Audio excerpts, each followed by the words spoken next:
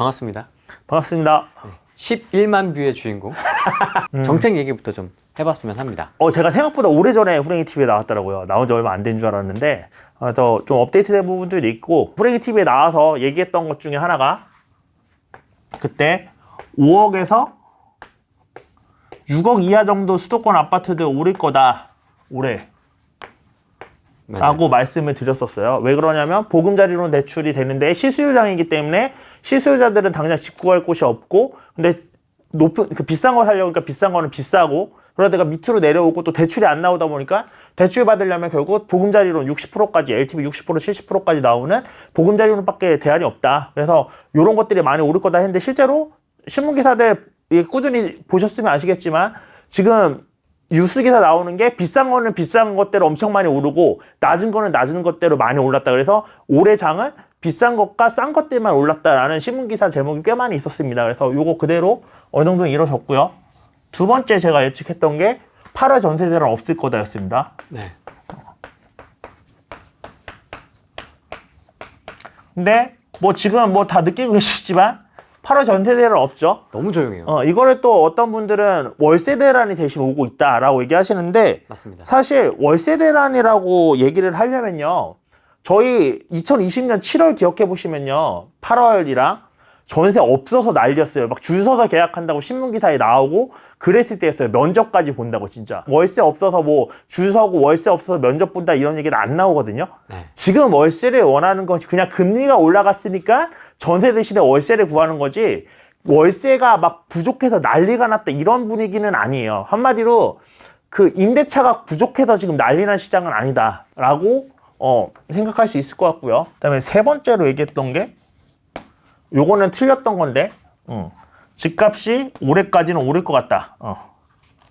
했는데, 요거는 제가 봤을 때 좀 틀릴 것 같아요. 집값이.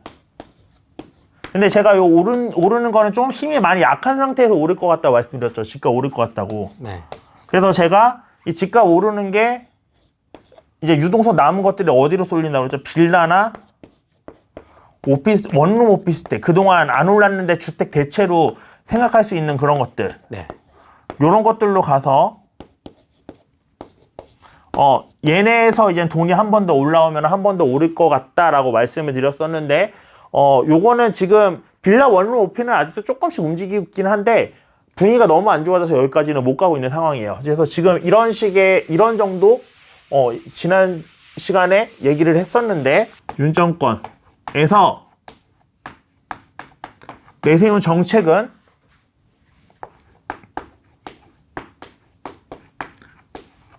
되게 박근혜 정권 때랑 비슷해요.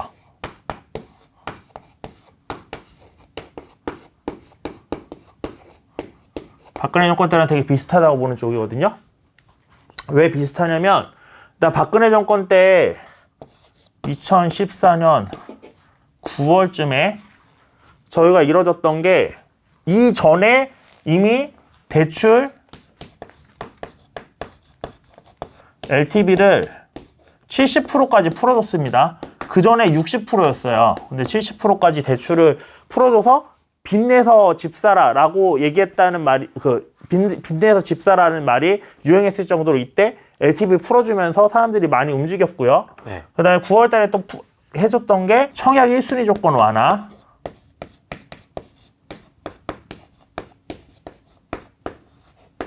그 다음에 요거 아마 후랭이 TV에서 나와서 한번 얘기한 적 있을 거예요. 그 다음에 재건축 40년에서 30년으로 줄였고요. 그 기한을. 요거는 9월에 나온 건 아니고 아마 그 이후에 나왔던 걸로 기억하는데, 택지개발 촉진법이라고, 택촉법이라고 부르죠. 택지개발 촉진법, 택촉법 없애자라는 얘기가 나왔었습니다. 그럼 이게 전반적으로 방향성을 가지고 있는 게 뭐냐면, 자, 재건축 얘기가 나왔죠. 이때 당시에 벌써 14년이면요. 지금 기준으로 8년 전이거든요. 8년 전에 나왔던 정책인데, 이때 당시에 타겟으로 노렸던 거는 신시가지라고 봐요. 신시가지. 신시가지는 어떤 거냐면, 저는 이제 연기 신도시라고 부르는데, 목동, 그 다음에 강동구 고덕, 그 다음에 뭐 상계, 중계 이런 곳들이 신시가지입니다. 이런 것들을 저는 타겟으로 냈던 거라고 생각을 하고요. 왜냐하면 이게 88년, 87년 이때쯤에 입주를 했어요. 그러면 얘네가 30년이 되는 시점이 14년, 40년이면 아직 재건축이 안 되는 애들이었어요. 근데 30년으로 줄이는 순간 이때 14년이니까 14 빼고 16 빼면 80 한 4년 이후면은 되는 거잖아요. 그러니까 이때 당시에 요 30년으로 줄인 거 자체가 쟤네가 이미 너무 낡았으니 서울에 이제 낡은 아파트들이 생기니 얘네를 미리 재건축해서 새 아파트로 바꿔놔야겠다. 왜? 얘 다음에 뭐가 기다리고 있어요? 일기 신도시도 낡잖아요, 이제. 그러니까 이걸 준비해서 미리 연기 신도시를 지금 대비했던 거라고 봅니다. 그래서 자, 재건축 완화시켜서 재건축할 수 있는 판 깔아줬어. 근데 이 판 깔렸는데 이 재건축을 공공기관에서 절대 못해요. 공공기관이 돈이 많지 않기 때문에 이거를 다 커버를 못한단 말이에요. 결국 누가 해야 되냐면 뭐 삼성이나 뭐 자이나 이런 민간기업에서 들어가서 해줘야 된단 말이에요, 재건축을. 근데 민간기업에서 미치지 않은 이상 집을 부수고 다시 집을 지을 이유가 없잖아요. 시장에 물건이 잘 팔려야지 물건을 만드는 거지, 시장에 물건이 잘 안 팔리는데 물건을 만들 리가 없잖아요. 근데 2014년 9월에 어땠어요? 분위기? 안 좋았단 말이에요, 수도권의 분위기. 그러면은 어떻게 해줘야 돼요? 분위기를 좋게 만들어서 시장에 물건이 잘 팔릴 수 있는 환경을 만들어줘야지 건설사들이 들어와서 물건을 만들 거 아니에요. 그래서 대출을 먼저 풀어줍니다. 대출 풀어줘서 시장 분위기를 띄워놓고요. 시장 분위기가 띄워졌는데 이제는 사는 사람들이 많이 몰려들어야 되는데, 자, 일반적인 물건은 사는데 제한이 없지만 아파트는 주택 공급 규칙에 의해서 그 청약을 통해서만 살 수 있게 돼 있죠. 근데 이거를 2년으로 해두니까 대상자들이 너무 없는 거예요. 그러니까 건설사들이 팔려고 하는데 달려드는 사람들이 부족한 거지. 그러니까 이 청약 순위도 낮춰버립니다. 1년만 있어도 1순위가 발생하게 해줬어요. 그러니까 물건을 팔 때 사람들이 우르르 몰리면서 홍보 효과를 내주죠. 아, 지금 경쟁률이 이제 엄청 높게 나오네. 이 집 사도 되는 땐가? 라는 그런 판이 깔릴 수 있는 분위기를 만들어주고요. 거기에 자, 일반적으로 빈 땅이 있으면요, 건설사가 빈 땅에 집을 먼저 짓겠어요? 있는 집을 부수고 집을 짓겠어요? 빈 땅에 집을 짓겠죠. 그러니까 택지가 확보되면 안 되는 거예요. 택지가 있으면 계속 옆으로 빠져서 집 지으려고 할 거란 말이에요. 그러니까 택조법을 없애고 기존에 있는 집을 부수고 지어라는 식으로 이제 토끼몰이 해갔던 겁니다, 어떻게 보면은. 그래서 택조법을 없앴던 건데, 또 실제로 보면 목동야, 원래 재건축 재개발 보면은 좋은 지역들이 제일 늦습니다. 보면 음마도 그렇고, 지금 요즘 말 많은 둔초주공도 그렇고, 잠실 5단지도 말 엄청 많죠. 계속 늦어지고 있고, 네. 좋은 지역들이 원래 늦어요. 원래 좋은 지역들일수록 더 큰 걸 원하기 때문에. 그러다 보면은 여기 목동은 좋은 지역이니까 안 됐지만 강동구 고덕은 사실 서울에서 외곽 지역이었단 말이에요. 근데 강동구 고덕 다 재건축됐죠.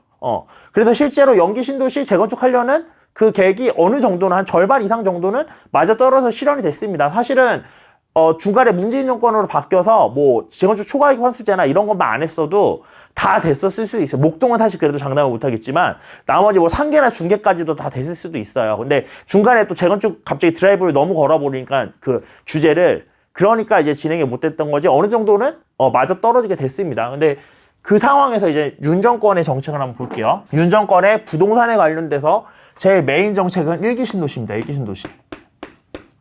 재건축 활성화시키겠다는 얘기 계속 나오고 있죠.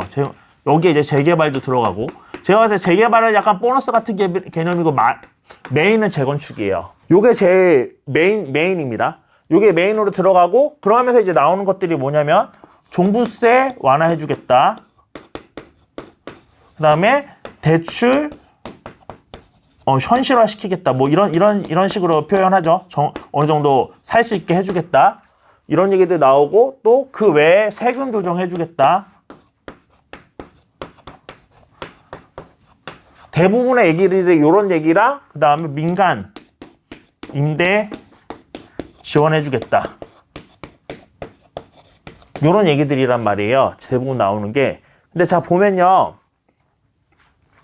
여기서 제일 메인이 일기 신도시를 재건축하겠다라는 게 윤석열 정권의 정책인데, 자, 요게 되려면 아까 말했다시피 뭐가 필요하죠? 아까 건설사들이 집을 짓게 하려면 집값이 올라줘야 된다 말씀드렸죠. 네. 윤석열 정권의 대부분의 부동산 공급 관련된 정책들은요, 지금 250만 원 공급한다고 그러는데 250만 원은 사실 불가능해요. 왜냐면 노태우 정권 때 1기 신도시 그렇게 많이 만들었던 게 정권 동안 200만 원 만들었던 거였습니다. 그렇기 때문에 지금은 택지도 그렇고 250만 원은 절대 불가능한데 어쨌든 이 계획 중에 상당 부분을 차지하는 게 1기 신도시란 말이에요. 1기 신도시.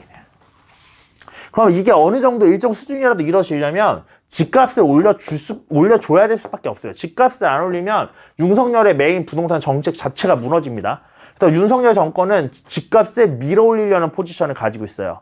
자, 근데 제가 지난 시간에 후랭이 TV에 나와서 뭐라고 그랬죠? 윤석열 정권을 뽑은다고 한다면, 그리고 오세훈 시장 됐을 때도 제가 나와서 했던 얘기가 오세훈 시장 뽑아준 이유가 뭐겠냐? 윤석열을 뽑아준 이유가 뭐겠냐? 집값 올리라고 뽑아줬을까? 아니다. 집값 시장에 맞춰서 규제를 바꿔서, 그러니까 시장을 너무 억압하는 규제는 풀어서 시장 정상화시켜서 집값을 잡아달라는 니즈다라고 말씀을 드렸죠.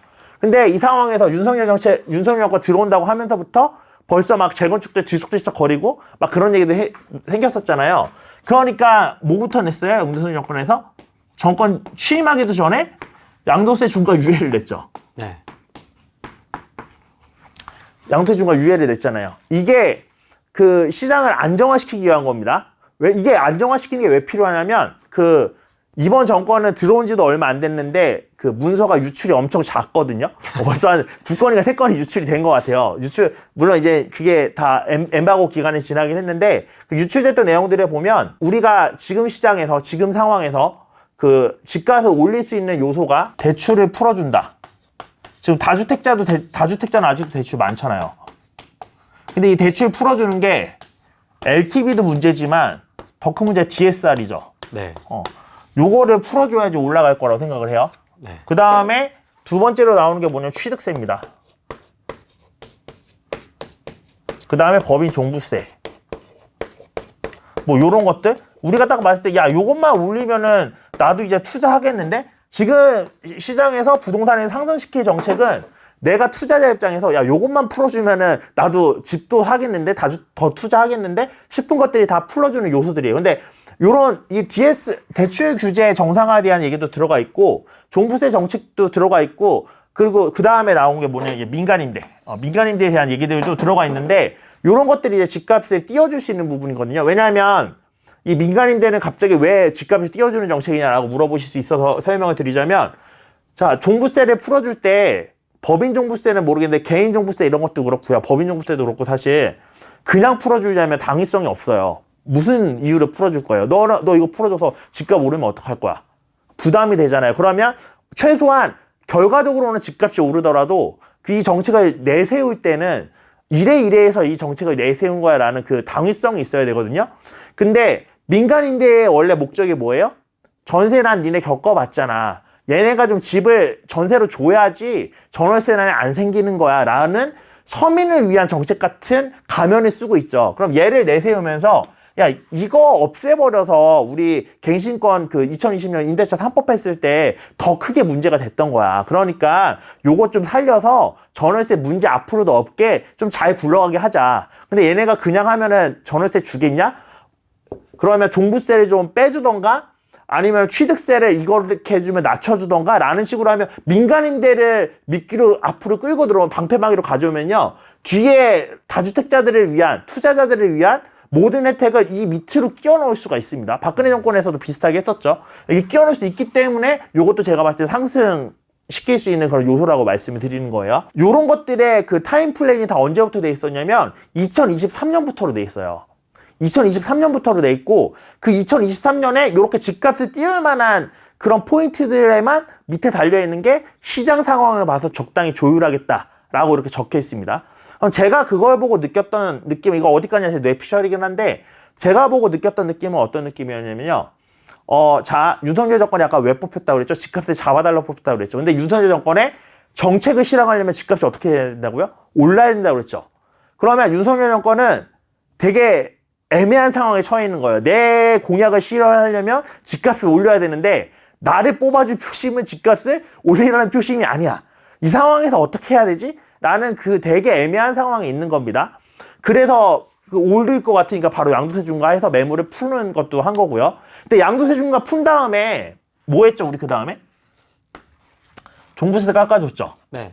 양도세 중과 유예한 다음에 종부세 깎아줬어요. 자, 양도세 중과는요, 집값을 내리는 역할을 합니다. 매물을 늘리니까 양도세 중과를 없애버리는 것.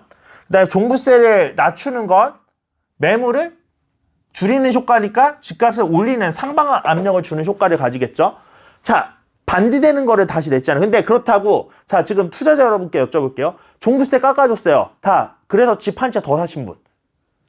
신문 기사를 봐도 매물이 5천 건이 줄었다는 얘기는 있어도 투자자들이 움직이기 시작했다 이런 거는 없죠. 자, 이 종부세 유예는요, 한마디로 매물을 매물을 많이 내놓을 수 있는 정책을 해놓고서 매물을 안 내놔도 되는 정책을 동시에 실행했어요. 제가 봤을 때 이거를 하는 이유는 지금 윤석열 정권은 띄우긴 띄워야 되는데 지금 당장 띄우기에는 대중의 분위기나 국민의 정서가 너무 안 좋으니 시장의 분위기가 안 좋아지긴 해야 돼. 지금 안 좋은 분위기 연출이 돼야 돼요. 그래야지 아까 뭐라 그랬죠? 당위성이 중요하다고 그랬죠. 그러니까 시장이 너무 안 좋고 경기가 너무 안 좋으니까 건설 경기라도 좀 부양시켜야 됩니다 라고 하면서 저 건설 경기 부양시키기 위해서는 집이 매수가 잘 돼야 되니 이런 것들이 좀 풀어줄게요 라고 얘기라도 꺼내볼 수 있단 말이에요, 국민들한테. 그래야지 국민들이, 그래, 이제 집값 많이 떨어지긴 했지. 깡통주택도 많아지고 하니까, 깡통주택 세입자들 보증금 못 돌려받으면 어떡해. 그 다주택자들 대출이라도 풀어줘서, 이거 전세보증 반환 대출 해주거나, 이럴 수 있게 풀어줘야지.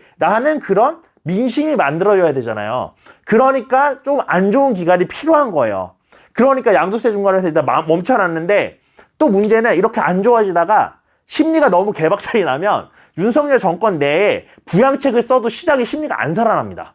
왜냐하면 부양책이란 것 자체가 시장이 좋을 때는 팍팍팍 영향을 받는데요. 안 좋을 때는 부양책을 써도 사람들이 잘 안 움직여요. 그러니까 심리가 어느 정도 살아있는 상태로 유지되면서 대중들이 봤을 때는 되게 안 좋은 분위기가 연출이 되고 그 상황에서 이제 부양책을 딱 내놨을 때 투자자들이 이게 다주택자들이 확 움직일 수 있는 그 정도의 심리 상태를 유지하는 게 윤석열 정권의 되게 관건이라고 보거든요.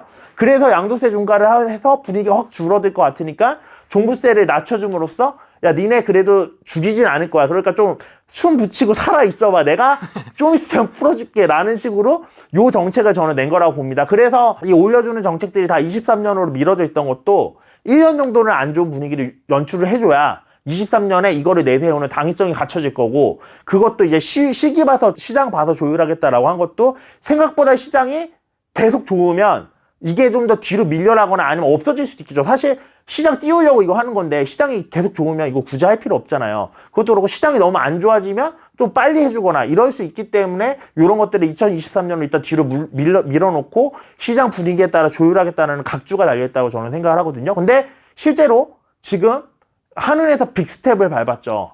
제가 봤을 때 윤석열 정권이 취임할 때 이 정도까지의 빅스텝을 예상하지는 않았을 거라고 생각을 합니다. 게다가 시장 분위기가 너무 안 좋아졌고 우크라이나의 전쟁을 윤석열 정권이 예측했을까요? 당연히 못했겠죠. 그런 것 때문에 원자재 값도 엄청 올라가고 하니까 생각보다 지금 부동산 시장이 더 빨리 냉각되는 거라고 생각을 해요. 윤석열 정권이 처음에 공약을 내세웠을 때 했던 그런 타임라인보다. 그래서 지금 보면 벌써 법인종부세도 얘기 조금 나왔었고요. 취득세 얘기도 조금씩 나오고 있습니다. 너무 과세가 심하다 이런 식으로. 그래서 이런 부분들이 생각보다 빨리 풀릴 수도 있다는 생각이 들어요. 왜냐하면 심리가 너무 죽기 전에 풀어야 되는 부분들이 있으니까. 그래서 지금 윤석열 정권의 메인 포인트는 결국에는 집값을 올려줘야 된다는 게 첫 번째 포인트. 그리고 그러기 위해서는 지금 눈치 게임을 해야 된다. 심리가 너무 안 죽는 선에서 대중들 입장에서는 되게 안 좋은 시장으로 보이게 그런 눈치 게임을 하는 와중에서 이제 정책들이 하나 둘씩 시행될 거다라고 말씀을 드렸던 거고 그래서 제가 이런 부분들 보면서 제가 후레인 TV에서는 아마 공약 나오기 전이니까 얘기를 안 했을 텐데 제가 얘기를 했던 게 사실 양도세 중과 유예는요 요거 발표 나기도 전에 저는 양도세 중과 유예 들어갈 거라고 얘기를 했었고 그 다음에 얘기를 했던 게 중도금 대출 풀어주고 지금 중도금 대출 9억 넘으면 못하죠. 네. 근데 중도금 대출 9억 넘어도 가능하게 풀어줄 가능성이 높습니다. 왜 지금 건자재 가격 다 올랐죠. 1급 신도시 부수고 지으려면요. 여기 일반 분양 9억 이하로 할 것 같으세요? 물론 오래 걸리겠지만 평초인데 분당인데 여기는 일반 분양가 9억이 나오겠어요? 안 나와요. 여기 10억 넘을 거예요. 넘어야지 걔네도 땅값이나 이런 거 생각하면 수지타산 맞는단 말이에요. 근데 걔네가 중동대출이 안 나와서 분양이 안 돼. 그러면 안 팔리죠. 아까 말씀드렸다시피 민간건설사가 만들게 하는 것도 중요하지만 만들어서 잘 팔 수 있는 환경을 만들어줘야 됩니다. 그럼 중동대출 9억 제한도 풀릴 가능성이 높아요. 여기다 쓸게요. 15억 대출 규제가 있어요. 15억이 넘어가면 LTV 0%잖아요. 네. 근데 일반 분양이 한 12억 뭐 이렇게 하려면요.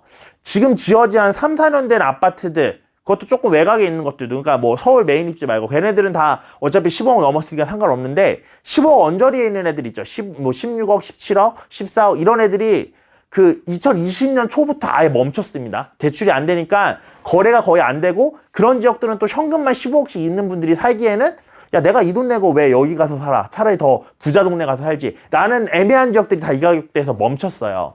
멈췄기 때문에 얘네가 올라줘야지 분당이나 평촌이나 뭐 부천이나 이런 지역들도 분양가를 높일 수가 있습니다. 얘네가 상방을 뚫어줘야지 다른 분양가들도 따라 올라갈 수 있다는 거예요. 그렇기 때문에 이 상방을 뚫어주려면 어떻게 해야 돼요? LTV 15억짜리도 전 풀릴 것 같다라고 말씀을 드렸었거든요.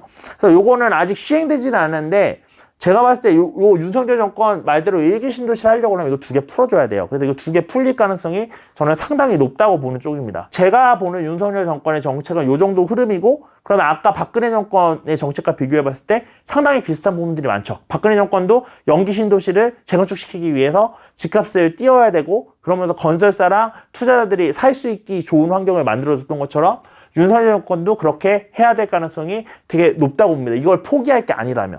그래서 그런 식으로 앞으로의 시장 방향은 흘러갈 거라고 보고요. 박근혜 정부 때와는 조금 다르지 않냐 이렇게 보시는 분들도 좀 대외 여건이라든지 네. 지금까지의 어떤 상승 폭, 상승 기간 네. 이런 것들을 봤을 때 그대로 답습하기에는 조금 어렵지 않느냐 맞아요. 이런 얘기들도 좀 있긴 한데요. 그래서 지금 시장에서 중요하게 보셔야 되는 거는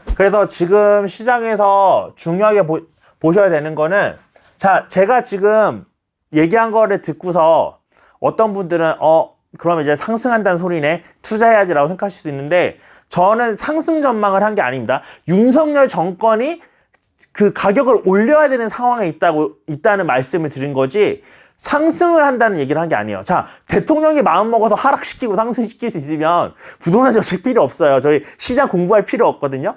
근데 제가 지금 말씀드렸던 거는 시장이 앞으로 상승할 거다가 아니라 윤석열 정권의 마음이 시장을 상승시키고 싶다. 윤석열이 시장을 상승시키고 싶다는 걸 말씀을 드린 거예요. 근데 글로벌 상황이나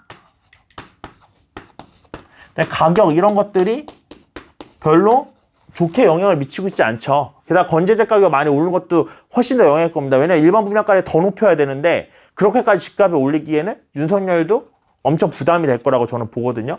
그래서 그렇게 하기에는 쉽지 않은 상황이에요. 그러면 이 상황에서 결국 궁금하신 게 그래서 앞으로 시장 어떻게 흘러갈 거냐 이거죠? 네. 그래서 올라가냐, 떨어지는 거냐. 그거잖아요. 네. 그러면 제가 그 매매, 전세, 월세 왔다 갔다 하는 거는 지난 후랭이 TV에서 설명드렸으니까 여기서 또 한 번 설명드리진 않을게요. 제가 그래프를 정확히 기억하고 있는지는 모르겠는데 대략 뭐 대충 그릴게요. 이렇게 해서 이렇게 했다가 이런 식으로 가는 게 지금 수도권의 그래프입니다. 이때가 언제였냐면 한 2012년쯤이었어요. 그리고 이때 2008년도쯤에 좀 꺾이기 시작했다 한 번 이렇게 2010년도에 반등하고 그다음에 2012년도에 찍고 한 2014년도까지 좀 조용하다가 이때부터 상승하기 시작했단 말이에요. 이게 매매가 지수입니다. 매매가 지수.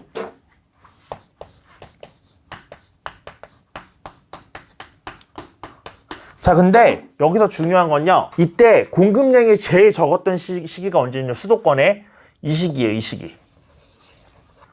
2010년도까지 공급량이 2010년도 하여튼부터 이 앞에는 많았어요. 적정 공급량보다. 공급량이 부족했던 시기는 이 시기입니다. 근데 저희 얼마 전까지만 해도 많은 분들이 이 얘기 했었죠. 수도권에 공급이 부족하다. 그래서 집값이 오를 거다. 아, 맞아. 제가 아까 앞서서 말씀 못 드렸는데 제가 후랭이 TV에 나와서 올해 그 전망하면서 얘기했던 남들과 다르게 했던 것 중에 또 하나가 그 8월 전세대나 말고도 공급이 왜 부족하냐. 공급 부족하지 않다. 지금 수도권 공급 내년까지도 많아. 지금 공급 부족하다는 말 난 무슨 근거로 하는지 모르겠다. 라고 말씀드렸었는데 실제로 공급이 지금까지 많았고, 보면은 공급이 근데 이때 실제로 부족했어요. 서울 수도권 이런 데들이. 근데 이때 집값이 어땠다고요? 안 오르고 떨어졌다고요. 그러면은 이런 생각을 해봐야 돼요. 야, 앞으로 2024년부터는 진짜 집이 이제 공급이 부족해지기 시작하는 게 맞습니다. 24년부터는. 24년부터는 오를까? 라고 생각했을 때 이게 정말 오를까에 대한 생각을 해봐야 돼요. 약간 왜? 물음표다. 우리 계속 공급 부족하다고 하면 오른다고 배웠는데 안 그렇잖아요. 그리고 제가 다른 강의에서도 계속 얘기하는 게 지방은 입주 물량이나 공급 물량이나 비슷하게 움직인다. 공급 물량이 적으면 올라가고 많으면 떨어진다. 근데 수도권은 그렇게 안 움직였다. 그래서 심지어 M2분의 M1 비중에서 이제 시장의 유동성이 많이 풀려 있다고 했을 때 그때 이제는 시장이 서울시장은 그거에 따라서 오히려 움직였다. 지방은 그거에 안 맞지만.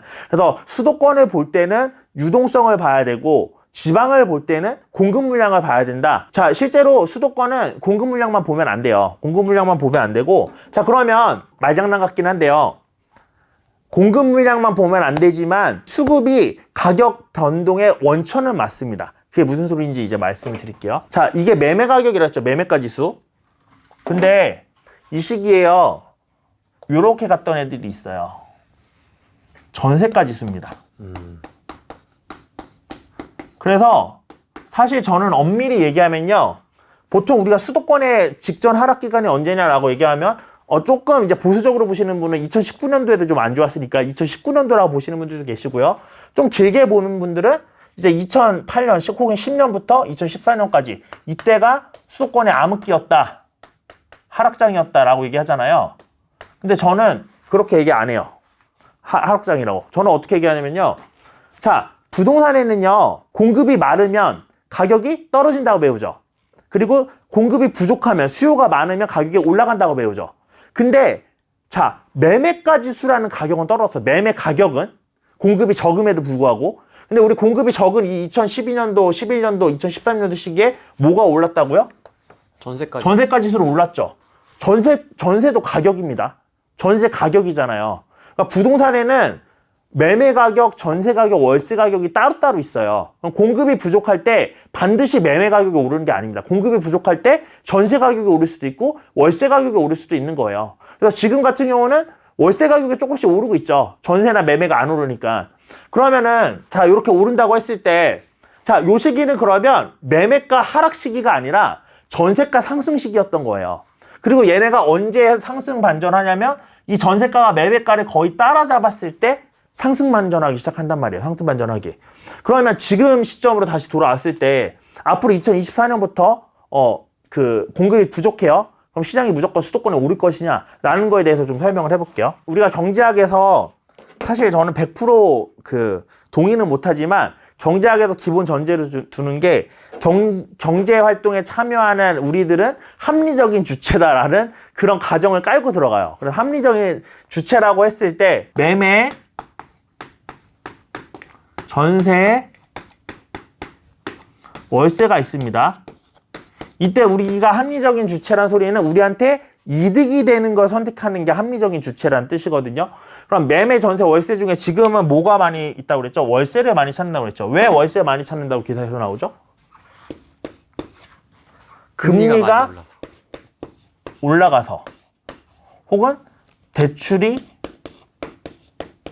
안 나와서. 근데 대출이 안 나오는 것보다는 이 이유가 훨씬 클 겁니다. 금리가 올라가서가. 왜냐하면 전세 대출을 받아서 이자를 내는 것보다 지금 월세를 내는 게 내가 월에 내야 되는 부담 비용이 적은 거예요. 그러니까 월세 쪽으로 많이 사람들이 선호를 하는 거거든요. 이게 어떤 분들은 조금 잘못 해석하는, 아예 잘못된 건 아닌데, 이 월세로의 전환이 공급 쪽에서 바꾸는 거냐, 수요 쪽에서 바꾸는 거냐, 이거에 따라서 달라지는 거거든요. 아, 그렇죠. 근데 공급 쪽에서 바뀌려면은 공급이 일단 부족해야 돼. 근데 저는 공급이 부족하다 보지 않았죠. 이 월세로 지금 전환되는 거는요, 수요 쪽에서 바꾸는 거예요. 수요가 내가 봤을 때 전세 대출 받아서 이자 내느니 월세가 유리한데, 그러니까 전세 보증금 증액해달라고 할 때도 저 증액 안 하고 그냥 월세로 내면 안 될까요? 대출 안 받고 그냥 월세로 드릴게요. 라는 식으로 지금 하는 겁니다. 공급자들이, 어떤 분들이 이제는 지금 뭐 종부세도 오르고 재산세도 오르니까 우리 공급자들이 이걸 월세로 바꾸는 거야 라고 얘기를 하시는데, 본인을 돌이켜보세요. 지금 전세보증금 다 내주고 월세로 바꿀 수 있는 돈 있으신 분 몇 분이나 계시나요? 거의 안 계실 겁니다. 우리가 바꾸는 게 아니에요. 수요자가 지금 바꾸는 겁니다. 수요자가. 그리고 통계치로 잡히는 월세에는 반전세도 다 월세로 들어갑니다. 보증금 5억에 월세 50만 원만 내도 그 월세로 잡히는 거예요. 통계치에는. 왜냐하면 통계에는 반전세라는 건 없기 때문에. 그래서 그런 것들을 감안하면 지금은 수요에 의해서 바뀌는 거예요. 그러면 이 수요가 월세가 아니라 전세나 매매로 넘어가기 시작해야지. 그래야지 이제 집값이 다시 상승하기 시작하는 거잖아요. 매매가 특히나 매매로 넘어가기 시작해야지. 자, 그러면 이 수요가 전세나 매매로 넘어가기 위해서는 뭐가 돼야 되냐면 금리가 내려주거나 아까 말했던 것처럼 금리가 내려주거나 아니면 금리가 그대로인 상태라면은 월세가 많이 올라가서 이제 야 전세 대출 받아서 이자 내는 게 훨씬 싼데? 라는 상황이 발생을 해야지 이 월세가 전세로 넘어가는 겁니다. 그러면 만약에 지금 같은 시장 분위기로요 2024년까지 공급이 부족한 구간까지 들어왔어요. 그러면 제가 지금은 공급이 이렇게 부족하다는 느낌이 없다라고 말씀드렸지만 2024년에 진짜 공급이 이제는 안 되기 시작하면 월세가 많이 오르기 시작하겠죠. 그럼 어느 순간 이 월세가 이 전세를 역전하기 시작할 겁니다. 그렇죠? 전세 대출 받아서 이자 내는 게 더 싸게 될 거예요. 그러면 우리는 합리적인 경제 주체이기 때문에 당연히 전세를 선택하게 되겠죠. 혹은 매매도 고민을 해볼 법하죠. 왜? 매매도 대출 받는 건 똑같으니까. 자, 근데 자, 그러면 여기서 매매랑 전세 중에 이 매매를 할 거냐 전세를 할 거냐를 선택하는 기준은 뭘 것 같으세요? 집값이 오를까 떨어질까? 그쵸, 맞아요. 그게 되게 중요하거든요. 왜냐면 이게 합리적인 주체이기 때문에 그렇습니다. 왜냐면 자, 매매랑 전세랑 봤을 때 대출을 받는다고 하면 뭐가 대출을 더 많이 받죠, 일반적으로? 매매가 대출을 더 많이 받죠. 집을 살 때 돈이 더 많이 필요하잖아요. 집값이 전세값보다 더 비싸니까. 그러니까 대출 이자는 요 매매가 더 커요, 당연히. 그러면 나는 사실 투자자가 아니라고 가정했을 때 실수요자 입장에서 봤을 때 이자가 높은 것과 낮은 것 중에 당연히 낮은 걸 선택하는 게 맞아요. 나는 어차피 집 한 채 내가 살 집만 있으면 되니까. 그래서 이거를 선택하는데 여기에 이제 플러스 뭐가 있냐면 내 집에 대한 그런 뭐 유리함, 그러니까 뭐 이사 가지 않아도 되고 이런 것들까지 이제 파악을 해서 하겠죠. 근데 이거를 감안을 해도 이자가 더 비싸. 이자가 너무 많이 내는 것 같아, 전세보단. 그러면 사람들이 전세를 살 거란 말이에요. 그게 제가 지난 후랭이 TV 때 아마 말씀드렸을 때 수도권이 전세가율이 45% 정도 됐을 때 지난장에 꺾였습니다. 그러면 전세가율이 45% 정도가 되면 야, 이 정도 그럼 전세 대출을 한 절반만 받아도 된다는 거잖아요. 집 살 때보다. 자, 그럼 이 정도면 내가 집 사서 유리함을 갖는 것보다 이자 내는 게 너무 비싸, 내 집 사는데. 그러니까 나는 그냥 전세로 살 거야 라고 하면 사람들의 매매 수요가 떨어지기 시작하는 거예요. 이 정도가 됐을 때. 근데 이게 올해 초에 55% 정도였기 때문에 제가 아직은 그래도 조금 상승 여력이 있지 않나 라고 말씀을 드렸던 거예요. 근데 이게 금리가 올라가면서 이제 월세 쪽으로 빠져버리니까 생각보다 빨리 더 하락 요인이 좀 분위기가 안 좋아진 거긴 한데 55% 정도였어요, 올해 초에는. 근데 자, 볼게요. 여기서 이제 이게 제가 아까 2014년에 상승 반전했다고 그랬잖아요. 그때 반전했을 때 전세가율이 75%인가? 65%가 75%가 좀 헷갈리긴 하는데 요 정도 수준이었습니다. 65%에서 75% 수준.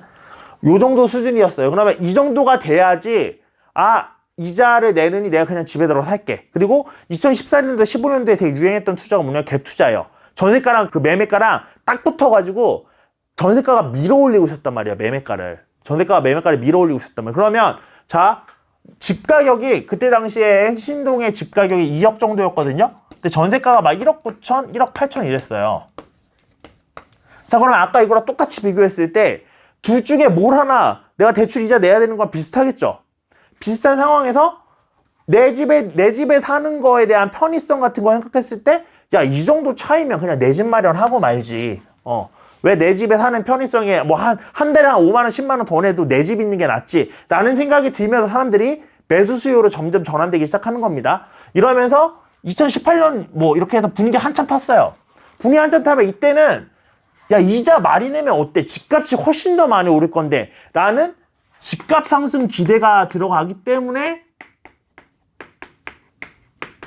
당연히 이걸 선택할 리가 없는 거야, 전세를. 이해되시죠? 그러면은 자, 우리가 월세가 상승해서 전세가 상승하는 시장이 온다고 하면요. 그러면은 바로 매매로 안 넘어가는 가능성이 높아요. 왜냐면 그동안 심리가 계속 안 좋았기 때문에 월세 쪽으로 수요가 쏠리고 그렇기 때문에 월세가 너무 비싸지다 보니까 야, 이 정도면 월세 안 살고 전세 살아야지 하면서 전세로 넘어가는 거잖아요. 그럼 이때 매매를 선택할 거냐고 했을 때 그때 시장 분위기 안 좋으면요. 매매 선택 안 해요, 사람들이. 뭘 선택하겠어요? 전세를 선택하겠죠. 전세가 또 계속 오르기 시작하겠죠. 그래서 전세가율이 매매가를 터치할 수준이 되면 일정 지역에서 그러면 이제 매매가를 밀어 올리면서 다시 상승 반전될 가능성이 높다는 거예요. 그래서 그 되게 유명하신 분 중에 한 분이 정확한 수치는 기억이 안 나는데 이런 얘기를 하셨어요. 지금 월세가 매달 한 0.3인가 0.4포인트 정도가 오르고 있다고 그러셨어요. 0.3에서 0.4포인트가 이 정도 퍼센테이지가 오르고 있고 지금 이번에 빅스텝에서 금리 올린 게 얼마였죠? 0.5%였잖아요. 그리고 이분이 보셨을 때 앞으로 올해 말까지 한 0.4 정도는 더 올릴 것 같다. 그러면은 자 0.5에서 4 정도면 이게 3달간인가 그랬다고 그랬던 것 같다. 3달간. 3달간 올랐던 게 0.3에서 0.4%라고 그러셨고 이 금리가 앞으로 올해 말까지 0.9 정도 더 올릴 것 같다고 그랬어요. 그러면 얘 따라잡는데 9개월 정도 되죠. 0.4씩 세대간이니까 곱하기 3하면 0.9 나오잖아요. 그러니까 한 9개월 정도면 자기 예측대로면 9개월 정도면 이제는 월세가 전세랑 비교했을 때 유리한 점이 없어지고 그러면 전세를 이제 사람들이 수요가 몰리면서 전세가가 반등하면서 매매가가 오르지 않겠냐라고 예측을 하셨는데 개인적으로는 여기서 플러스 집값 상승에 대한 기대는 결국 심리거든요. 심리가 중요하다고 보는 거예요. 심리가 좋으면 전세가가 조금만 올라도 당연히 앞으로 집값 더 오를 것 같으니까 매매가로 넘어갑니다. 사람들의 수요가.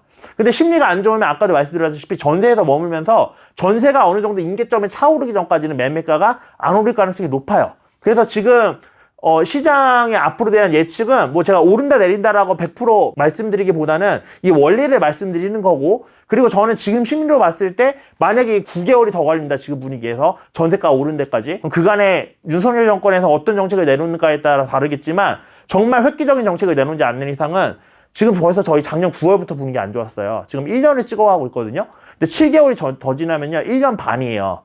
그럼 시장 심리 제가 봤을 때 다 죽습니다. 다주택자들 다 떨어져 나갈 가능성이 높아요. 그럼 그렇게 됐을 때 과연 전세가가 오른다고 해서 사람들이 매매로 바로 돌아설 거냐라고 했을 때 저는 아니라고 보거든요. 그렇기 때문에 지금 올 하반기 그 가을 이사 시장이랑 내년 상반기 그 봄 이사철을 저는 좀 눈여겨보는 이유가 그때 사람들이 전세가 갑자기 팍 올라간다든지 이런 것들이 일어나면 갑자기 또 분위기가 반전되면서 매매가가 될 수 있는데 그렇지 않은 이상은 제가 봤을 때는 좀 이번 하락장으로 시작해서 좀 길어지지 않을까라고 보는 쪽이 있고요. 그리고 두 번째로 만약에 올 하반기나 내년 상반기쯤에 그런 분위기 반전이 일어나서 집값이 상승한다라고 하면은 저는 지금 그때 정리해야 될 것들은 정리를 해야 된다고 생각을 하는 쪽입니다. 만약에 정리 못한 게 있다면. 저희 아까 2018년도에도 한번 조정됐었는데 2010년도에 한번 상승하고 그 다음에 쭉 조정됐다고 그랬죠. 이거를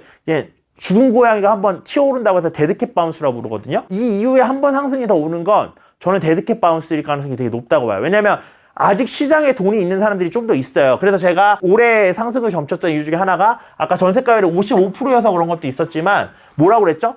원룸 오피스텔이나 빌라나 이런 좀 안 좋은 쪽으로도 수요가 들어가서 거기서 돈을 쓰는 사람들이 이제 그 돈이 위로 올라가면서 집값을 올릴 여력도 좀 남아있기 때문에 올해 상승을 점쳤던 거거든요. 그래서 안 좋은 물건들도 오를 거라고 예상을 했던 거였어요. 원룸 오피스텔이니까 비선호되는 물건들. 그러면은 거기에 아직 근데 시장 분위기가 갑자기 확 죽으면서 돈이 안 태워졌잖아요. 그렇게 많이. 그럼 아직 사람들이 돈을 가지고 있는 사람들이 아예 없지는 않아요. 그러니까 시장의 유동성이 아예 죽지는 않았다는 소리입니다. 그러면 그게 한번 움직이면서 데드캣 바운스를 만들어 놓을 가능성이 높은데 그렇게 데드캣 바운스가 만들어졌을 때 그러면 이제 주머니에 오링 난 거예요. 투자들이 더 이상 움직일 돈이 없어졌을 가능성이 되게 높습니다. 그러면 그러고 나서는 심리가 죽으면서 좀 침체기가 한 2, 3년, 3, 4년 이렇게 갈 수도 있을 가능성이 있다고 봅니다. 그래서 지금은 조심해야 되는 시기가 맞아요. 그러면 이 조심하는 걸 어떻게 해야 되는지에 대해서 이제 다음 장에 또 말씀을 드릴게요. 방금 이제 후레이님이 물어보셨는데 만약에 금리가 계속 올라간다. 그러면 자이언트 스텝. 월세도 많이 올려받을 수 있지 않겠냐. 왜냐면 대출 금리 그 이자보다는 월세가 유리하다고 생각하니까 월세를 살았던 건데 대출 이자가 더 올라가면 월세도 더 올려받을 수 있는 폭이 생기지 않겠냐. 그래서 월세가 더 올라가면 결국 금리를 따라잡고 그러면 전세가 다시 그 자극받지 않겠냐라고 질문하셨는데, 자, 아까 제가 공급과 수요 중에 이 요소가 일어나는 게 누구 때문이라고 그랬죠? 수요 때문이라고 그랬죠. 공급 때문이 아니에요. 공급이 주체가 되려면요, 공급이 부족해야지 공급이 원하는 방식으로 낼 수 있는 겁니다. 그러니까 입주 물량이나 공급이 부족해야지 나는 월세 주고 싶어, 나는 전세 주고 싶어 해서 내 마음대로 세팅이 가능한 거예요. 근데 지금은 제가 봤을 때는 수요 쪽에서 이걸 컨트롤하는 거라고 말씀드렸죠. 그럼 수요 쪽에서 컨트롤한다고 했을 때 공급이 적지 않으면요, 월세를 나는 100만 원 받고 싶어. 근데 옆집에서 80만 원만 받아도 돼, 나는. 라고 하면은 100만 원은 못 올려요. 공급이 적지 않으면. 근데 공급이 부족해지면 이 80 올리던 사람도 바보가 아닌 이상 100으로 올리겠죠. 지금 없어서 난리가 나는데, 월세든 전세든. 그러면 이때 이제 비로소 금리를 따라서 팍팍팍 치고 올라갈 수 있는 거지, 지금은 제가 올해랑 내년까지는 공급이 막 엄청 부족하지는 않다라고 말씀드렸죠. 뭐 부족하다고 볼 수도 있지만 전 부족하지 않다고 보는 쪽이란 말이에요. 그럼 그렇게 봤을 때 월세가 금리가 정말 자이언트 스텝으로 막 갑자기 1%씩 오른다, 이러면 정말 안 되겠지만 이렇게 오른다고 했을 때 월세가 따라잡을 수가 없어요, 이거를. 왜? 이미 월세 매물이 다른 것도 나와 있을 수 있는데 거기다 비교해서 선택할 거잖아요. 공급이 좌지우지하는 게 아니기 때문에 그게 따라잡기 좀 어렵다 라는 말씀을 드리는 거고, 그래서 저는 이제 월세 대란이라는 용어 자체가 사실 전세 대란을 예측했던 매스컴이나 이제 전문가들이 쪽팔리니까 월세 대란이라는 말이 일어나서 전세 대란 대신에 월세가 난리가 난 거다라고 얘기를 하는 것 뿐이지, 아까 초반에 말씀드렸던 것처럼 월세 대란이면 월세가 없어서 우리 2020년 7, 8월처럼 줄 서서 기다리고 면접 보고 해야지 월세 들어가려고, 그런 기사 하나도 없잖아요, 지금. 그 정도급 돼야 대란이지. 전세도 지금 남아 돌아서 난리인데, 월세가 대란이면요, 월세에서 해결이 안 돼서 이자가 비싸든 상관없이 전세로 넘어와야 돼요. 월세가 대란이면. 우리 그랬었잖아요.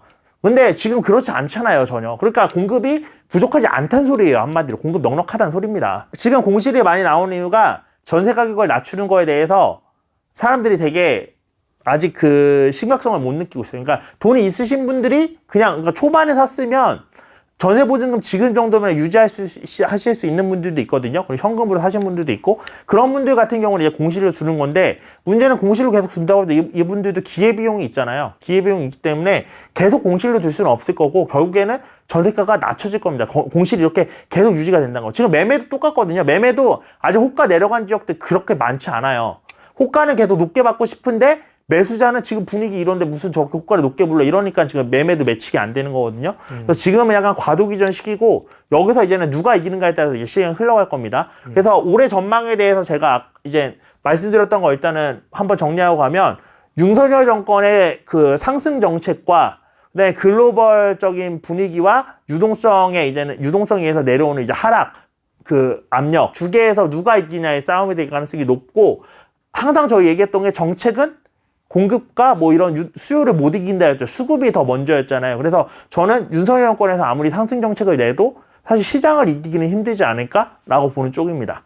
다만 여기서 많이 노력한다면 시장의 회복 시간이 좀 더 빨라질 수는 있겠죠. 2010년부터 2014년까지 조정받았다면 이걸 좀 더 빨리 하면 한 2년 만에 반전되거나 이런 상황은 발생할 수도 있겠죠.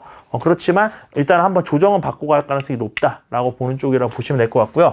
이때 이제 우리는 어떻게 해야 되냐. 항상 후랭이 TV에서 나와서 했던 했던 얘기도 그렇고요. 저는 좀 이제 보수적인 투자자라는 얘기를 많이 듣는 편이거든요. 그리고 하란 말보다는 하지 말란 말을 더 많이 하는 쪽이에요. 그래서 제가 그때는 이제 시장 보는 식견이 좀 부족하기도 했지만 2017년에서 2018년 정도까지는 좀 더 길게 보면 19년 정도까지도 시장에 대해서 조심하란 말을 되게 많이 했었어요. 조심해라. 왜냐면 저는 항상 공급도 그렇지만 수요 쪽에도 되게 시선을 맞추는 편이었어요. 수요 쪽에도 되게 시선을 맞추는 편이어서 이때 입주 물량이 많았잖아요. 네. 17년부터 19년까지. 그래서 혹시 이제는 이 수요의 심리가 죽으면, 이 입주 물량의 원인이 돼서 심리가 죽으면 똑같이 하락장이 올 수도 있다고 생각을 했기 때문에 이때 되게 조심하라고 말씀을 드렸거든요.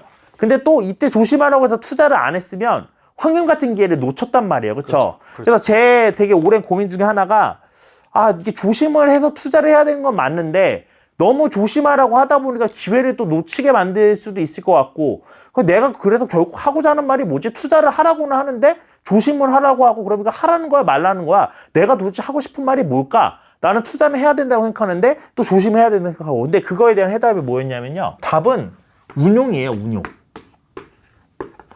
운용을 얼마나 할 수 있나. 예를 들면 지금 내가 집을 뭐 20채를 가지고 있어요. 근데 20채를 다 갱신권 썼어.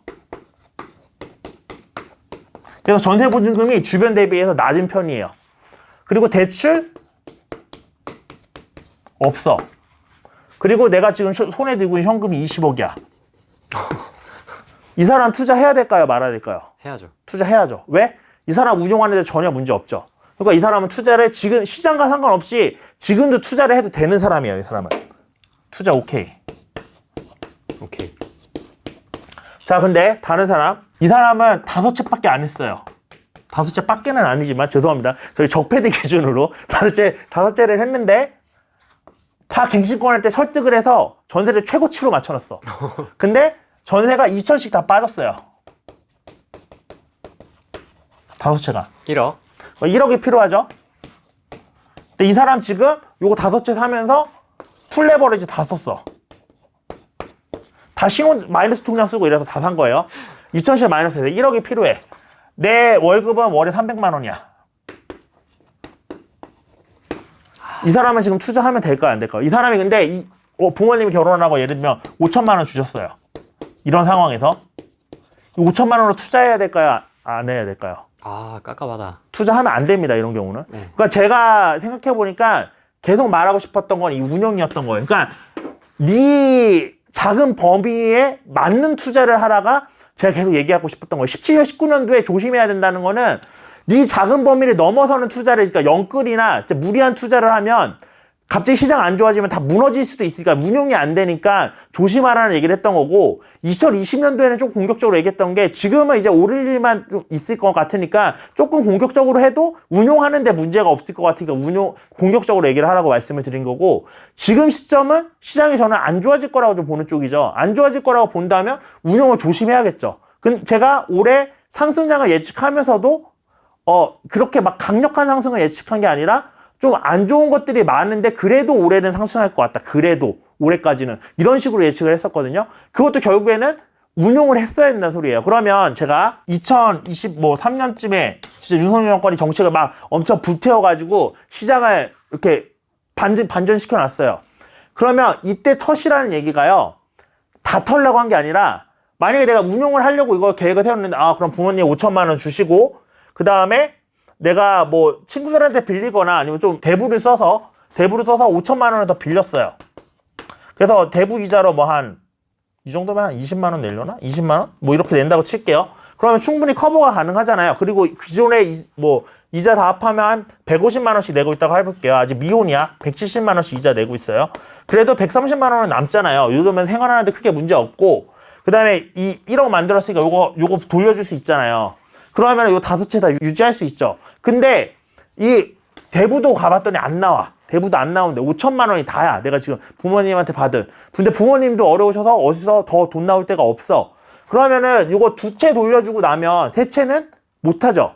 그럼 3채는 손해 보더라도 팔아야 되는 거예요. 왜? 흑자부동할 수도 있어요. 가지고 있으면 결국 조정됐던 게 반등한단 말이에요. 저희 보셨잖아요. 5년, 10년 전 대비해서 아파트 가격 떨어진 아파트가 어디 있어요? 다 올랐지. 버티기의 문제인데 운용이 안 되면 무너질 거란 말이에요. 근데 이게 이 2024년에 데드캣 바운스가 나오면 분위기 또 좋아지는 줄 알고 팔기로 했던 세 채를 다시 무리해서 다시 세팅하기 시작해요. 근데 그 상황에서 2025년부터 다시 안 좋아지죠? 그럼 다 무너지는 겁니다. 그동안 번 거. 무슨 소리인지 아시겠죠? 제가 정리를 하라는 거는 너 가지고 있는 거 다 털고 우리 현금 보유하고 있다가 하락장을 기다립시다. 이게 아니라 내가 운용을 할 수 있는 포트폴리오가 어느 정도 수준인지를 감안을 하시고 그 다음에 운용에서 문제가 되는 것들은 지금 걸러내라는 거예요. 근데 그 걸러내는 거를 시장이 잠깐 좋아진다고 해서 괜히 걸렸다. 이거 다시 가지고 가자. 라는 식으로 바꾸지 마시고 지금 안 좋은 시장 상황에서 지금 내 체력을 정확하게 확인하는 시간이에요. 우리 군대 처음 들어가면 남자들 기준으로 말씀드려서 죄송한데 군대 처음 들어가면 내 체력이 어느 정도인지 진짜 훈련받으면서 뼈저리게 느끼거든요. 그 체력만큼의 일을 내가 진짜로 감당할 수 있는 허들이 얼만큼 되는지 지금 시장에서 명확하게 체감하고 계신 겁니다. 그럼 지금 시장에서 팔아야 되는 물건은 사실 애초에 상승장이었더라도 하면 안 되는 물건이었던 거예요. 시장이 무너지면 내가 다 무너질 수 있는 거였으니까. 이해되시죠? 그렇기 때문에 이때가 오더라도 제가 정리하라 말씀을 내가 문용상에 문제가 되는 것들을 정리하라 라고 말씀드린 거고, 그런 것 중에 대표적인 것들이 이런 거예요. 재개발이 이거는 사실 케바케라 무조건 재개발이 정리하라 라고 말씀을 드리는 건 아닌데, 재개발도요 계약금 10% 걸고 잔금 90% 하는 것들이 있습니다. 혹은 이제 중도금을 받고 분양권처럼 이렇게 하는 경우도 있고요. 또 그 분양권 받았는데 지금 계약금 10% 내고 중도금 대출 나왔고 잔금도 남았어요. 자, 이런 상황이면요. 자, 중도금 대출 나중에 은행에서 다 대환한다고 쳐줘요. 잔금 대출로. 저희 30% 더 내야 되죠. 분양가에. 재개발도 중도금 있으면 대출이 안 나오면 중도금도 잔압해야 될 거고요. 잔금도 있으면 잔금도 쳐야 될 가능성이 있습니다. 그쵸? 특히나 얘네들 뭐 전세 주면 되는 거 아니에요? 이렇게 했는데 전세가가 조합원 분양가나 아니면 분양권에 못 미치면 어쨌든 내 돈 들어간단 말이에요. 그러면 이때 내 돈이 추가로 들어가는 것도 감안을 하셔야 돼요. 그러면 분양권 많이 가지고 있을수록 재개발 지역 여러 곳 투자할수록 특히 재개발의 속도가 빨라서 이제 입주가 얼마 안 남았을수록 오히려 역으로 리스크해지시는 분들이 계십니다. 내가 이걸 치를 수 없기 때문에. 이런 것들에 대한 자금 계획도 다 세우셔야 되시는 거예요. 그래서 얼마 전에 저랑 상담하셨던 분은 제가 이제 정기회원분들 대상으로는 지금 1대1 상담을 해드리고 있는데 얼마 전에 상담하셨던 분은 일단은 포항에 분양권이 하나 있으셨어요. 포항 분양권. 입주권. 입주권. 피를 주고 사셨고 그 입주할 때 들어가는 돈이 하나도 없어요. 그러니까 거의 다 낸 거나 마찬가지예요. 입주할 때 들어가는 돈이 취득세랑 잔금이 2,000얼마가 못해서 2,700인가만 있으면 요 포항과 등기 치실 수가 있다고 그랬어요. 일단은 조합 분양가도 쌌고 권리가액이 높게 잡힌 거라서 좀 이만큼만 내면 입주가 가능하다고 그랬어요. 그 다음에 천안에 구축 하나를 투자를 했는데 중도금까지 1억을 낸 거야. 계약금 중도금에서. 근데 전세가 안 나가. 8월까지 그 이자를 주겠다고서 잔금을 연기를 해놨는데 전세가 빠질 생각을 안 하는 거예요. 전세가 안 나가. 서울에 대치 쪽인가에 빌라가 하나 있으셨고 요거는 전세 주셨어요. 전세 줬고 아무튼 그냥 뭐 지역이 중요한 거 아니까 그냥 상계라고 할게요. 상계는 아니셨는데 네. 상계 아파트가 하나 있는데 이것도 구축 전세를 지금 시세 기준으로 했을 때 1억 정도만 올려도 충분히 나갈 것 같다고 그랬어요. 1억 5천을 올릴 수 있다고 그랬는데 보수적으로 일단 1억 올릴 거라고 왔어요. 자, 그러면 이분의 자금 운용 근데 이분이 다 팔려고 내놓으셨대. 요 대치 빌라 빼놓고는 이 세 개를. 그리고 자기 투자 너무 잘못한 것 같다고 자기한테는 부동산에 재능이 없는 것 같다고 얘기를 하시는 거예요. 근데 얘가 포항 입주권이 피를 주고까지 사신 가격이 얼마냐면 34평 기준으로 3억 4천인가 그러셨어요. 근데 주변에 이렇게 분위기 안 좋은데도 지금 34평에 바로 옆에가 4억 4천에 거래되거든요. 그러면 1억 싸게 산 거예요. 이미 1억 번 거예요. 안 팔았다 뿐이지. 근데 볼게요. 자, 이분이 근데 이거 투자하실 때 이제 사업자 대출을 받아서 사업자 대출도 부담이 된다. 이렇게 얘기를 하신 거예요. 근데 볼게요. 자, 포항 입주가 2,700원 되면 되죠. 근데 여기 전세가가 지금 얼마냐면요. 3억이에요. 그럼 3억에만 전세 줘도요. 얼마 들어오죠? 2억 7천 들어오죠. 여기서 플러스. 그쵸? 그리고 여기 아까 전세 1억 5천 올릴 수 있다고 했는데 1억만 올려도 1억 들어오죠. 여기는 그냥 유지한다 치고. 그럼 여기가 구축이 1억인데 여기 이게 계약금이 2억 4천인가 그랬거든요. 총 매매가가. 그러면은 1억 4천인데 전세가 한 뭐 7천에만 줘도 사실은 세팅할 수 있잖아요. 근데 7천은 너무 싸고 한 뭐 2억 정도의 전세 준다고 해볼게요. 그럼 여기 추가로 얼마만 들어가면 돼요? 4천만 들어가면 되죠. 마이너스 4천. 자, 그러면 자 여기서 2억 7천 현금으로 생기고요. 여기서 1억 생기고 여기서 마이너스 4천이에요. 이 사람은 운용이 될까요? 안 될까요? 돼요. 무조건 되죠. 3억 7천이잖아요. 4천 빼도요. 3억 3천이 남고 그걸로 사업자 대출 갚으면요. 사업자 대출 이자도 3억 3천이면 제가 이 금액이 얼마인지는 안 여쭤봤는데 많이 줄어들겠죠. 이자 월에 100만 원 정도 내신다고 그랬거든요. 이걸로. 그러면 3억 얼마 갚으면 제가 봤을 때 거의 다 갚거나 얼마 안 남는 수준이에요. 그 정도면. 그럼 이분은 운영이 되는데 괜히 이게 이 천왕구축이 세팅이 안 되니까 지레 겁먹으셔서 다 던지려고 했던 거야. 근데 이거 물론 나는 무피로 생각했거나 이래서 아까울 수 있는데 근데 어때요? 어쨌든 내가 버틸 수 있는데 다 날리는 것보단 낫죠. 그러니까 이분은 운영이 돼서 이거를 가져가는 게 맞는 분인 거예요.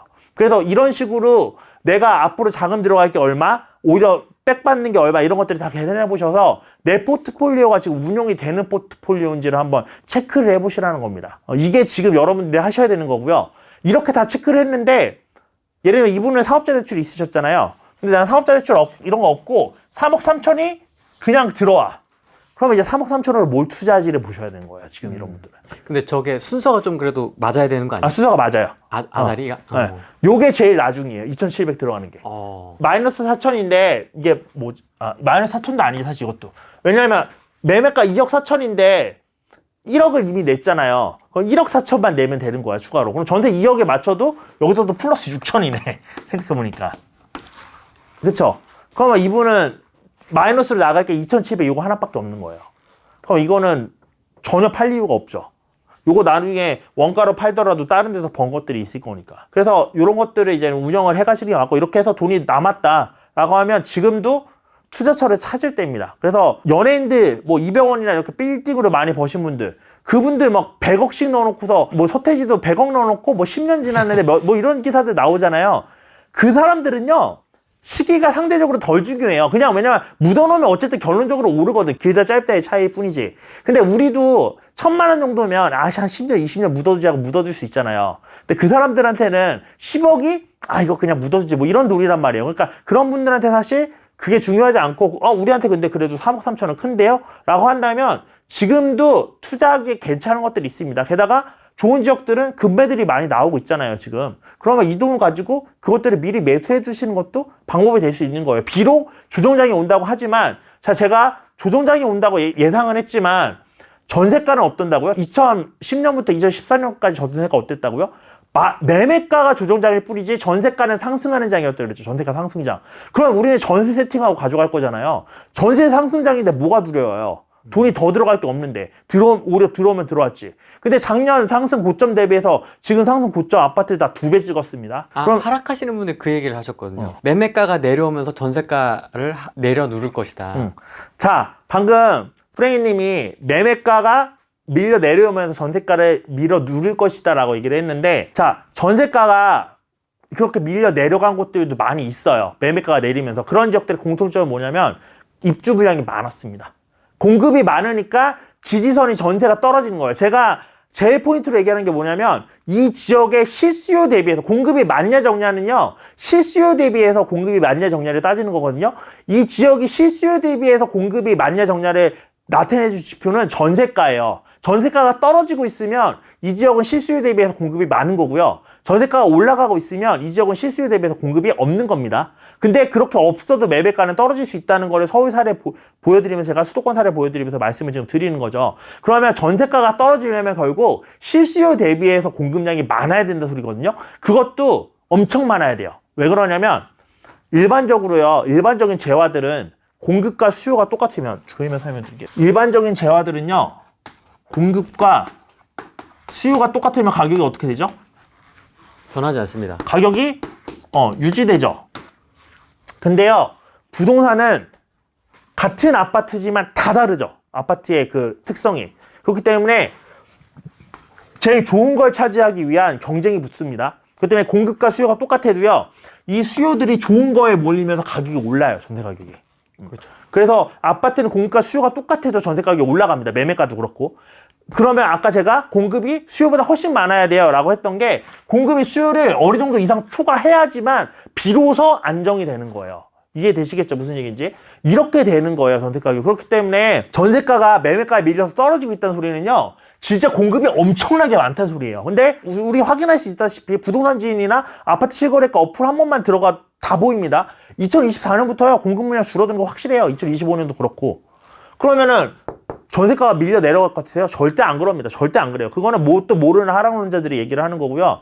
공급량이 부족할 때는 전세가 절대 밀려 내려갈 수가 없어요. 그럼 어디서 할 거예요? 자, 그렇게 해도 월세가 올라갈 거고 그러면 월세 올라가면 결국에는 전세가 올라갈 거고 공급 부족하면 결국 다 오르게 돼 있다니까요. 그렇기 때문에 우리가 지금 만약에 3억 3천이 이렇게 운용자금 다 파악했는데 문제 없다. 그럼 이걸로 금매 나온 거 잡으세요. 그리고 전세 주세요. 전세 주고 전세 올려받으면서 그냥 기다리면 돼요. 다음 상승장을. 그동안 아무것도 안 벌면 심심한데 전세가 올라가면 이렇게 뭐 하나씩 빼먹듯이 2천만 원씩 뭐 3천만 원씩 2년마다 나올 거잖아요. 그것도 재미지. 그거 쓰면은 2천만 원 2년 동안 쓰면 1년에 1천만 원씩 쓸 수 있는 건데 그런 재미로 가져가시는 거예요, 그냥. 그렇기 때문에 지금을 투자하면 안 된다라는 시기라고 저는 말하고 싶지는 않습니다.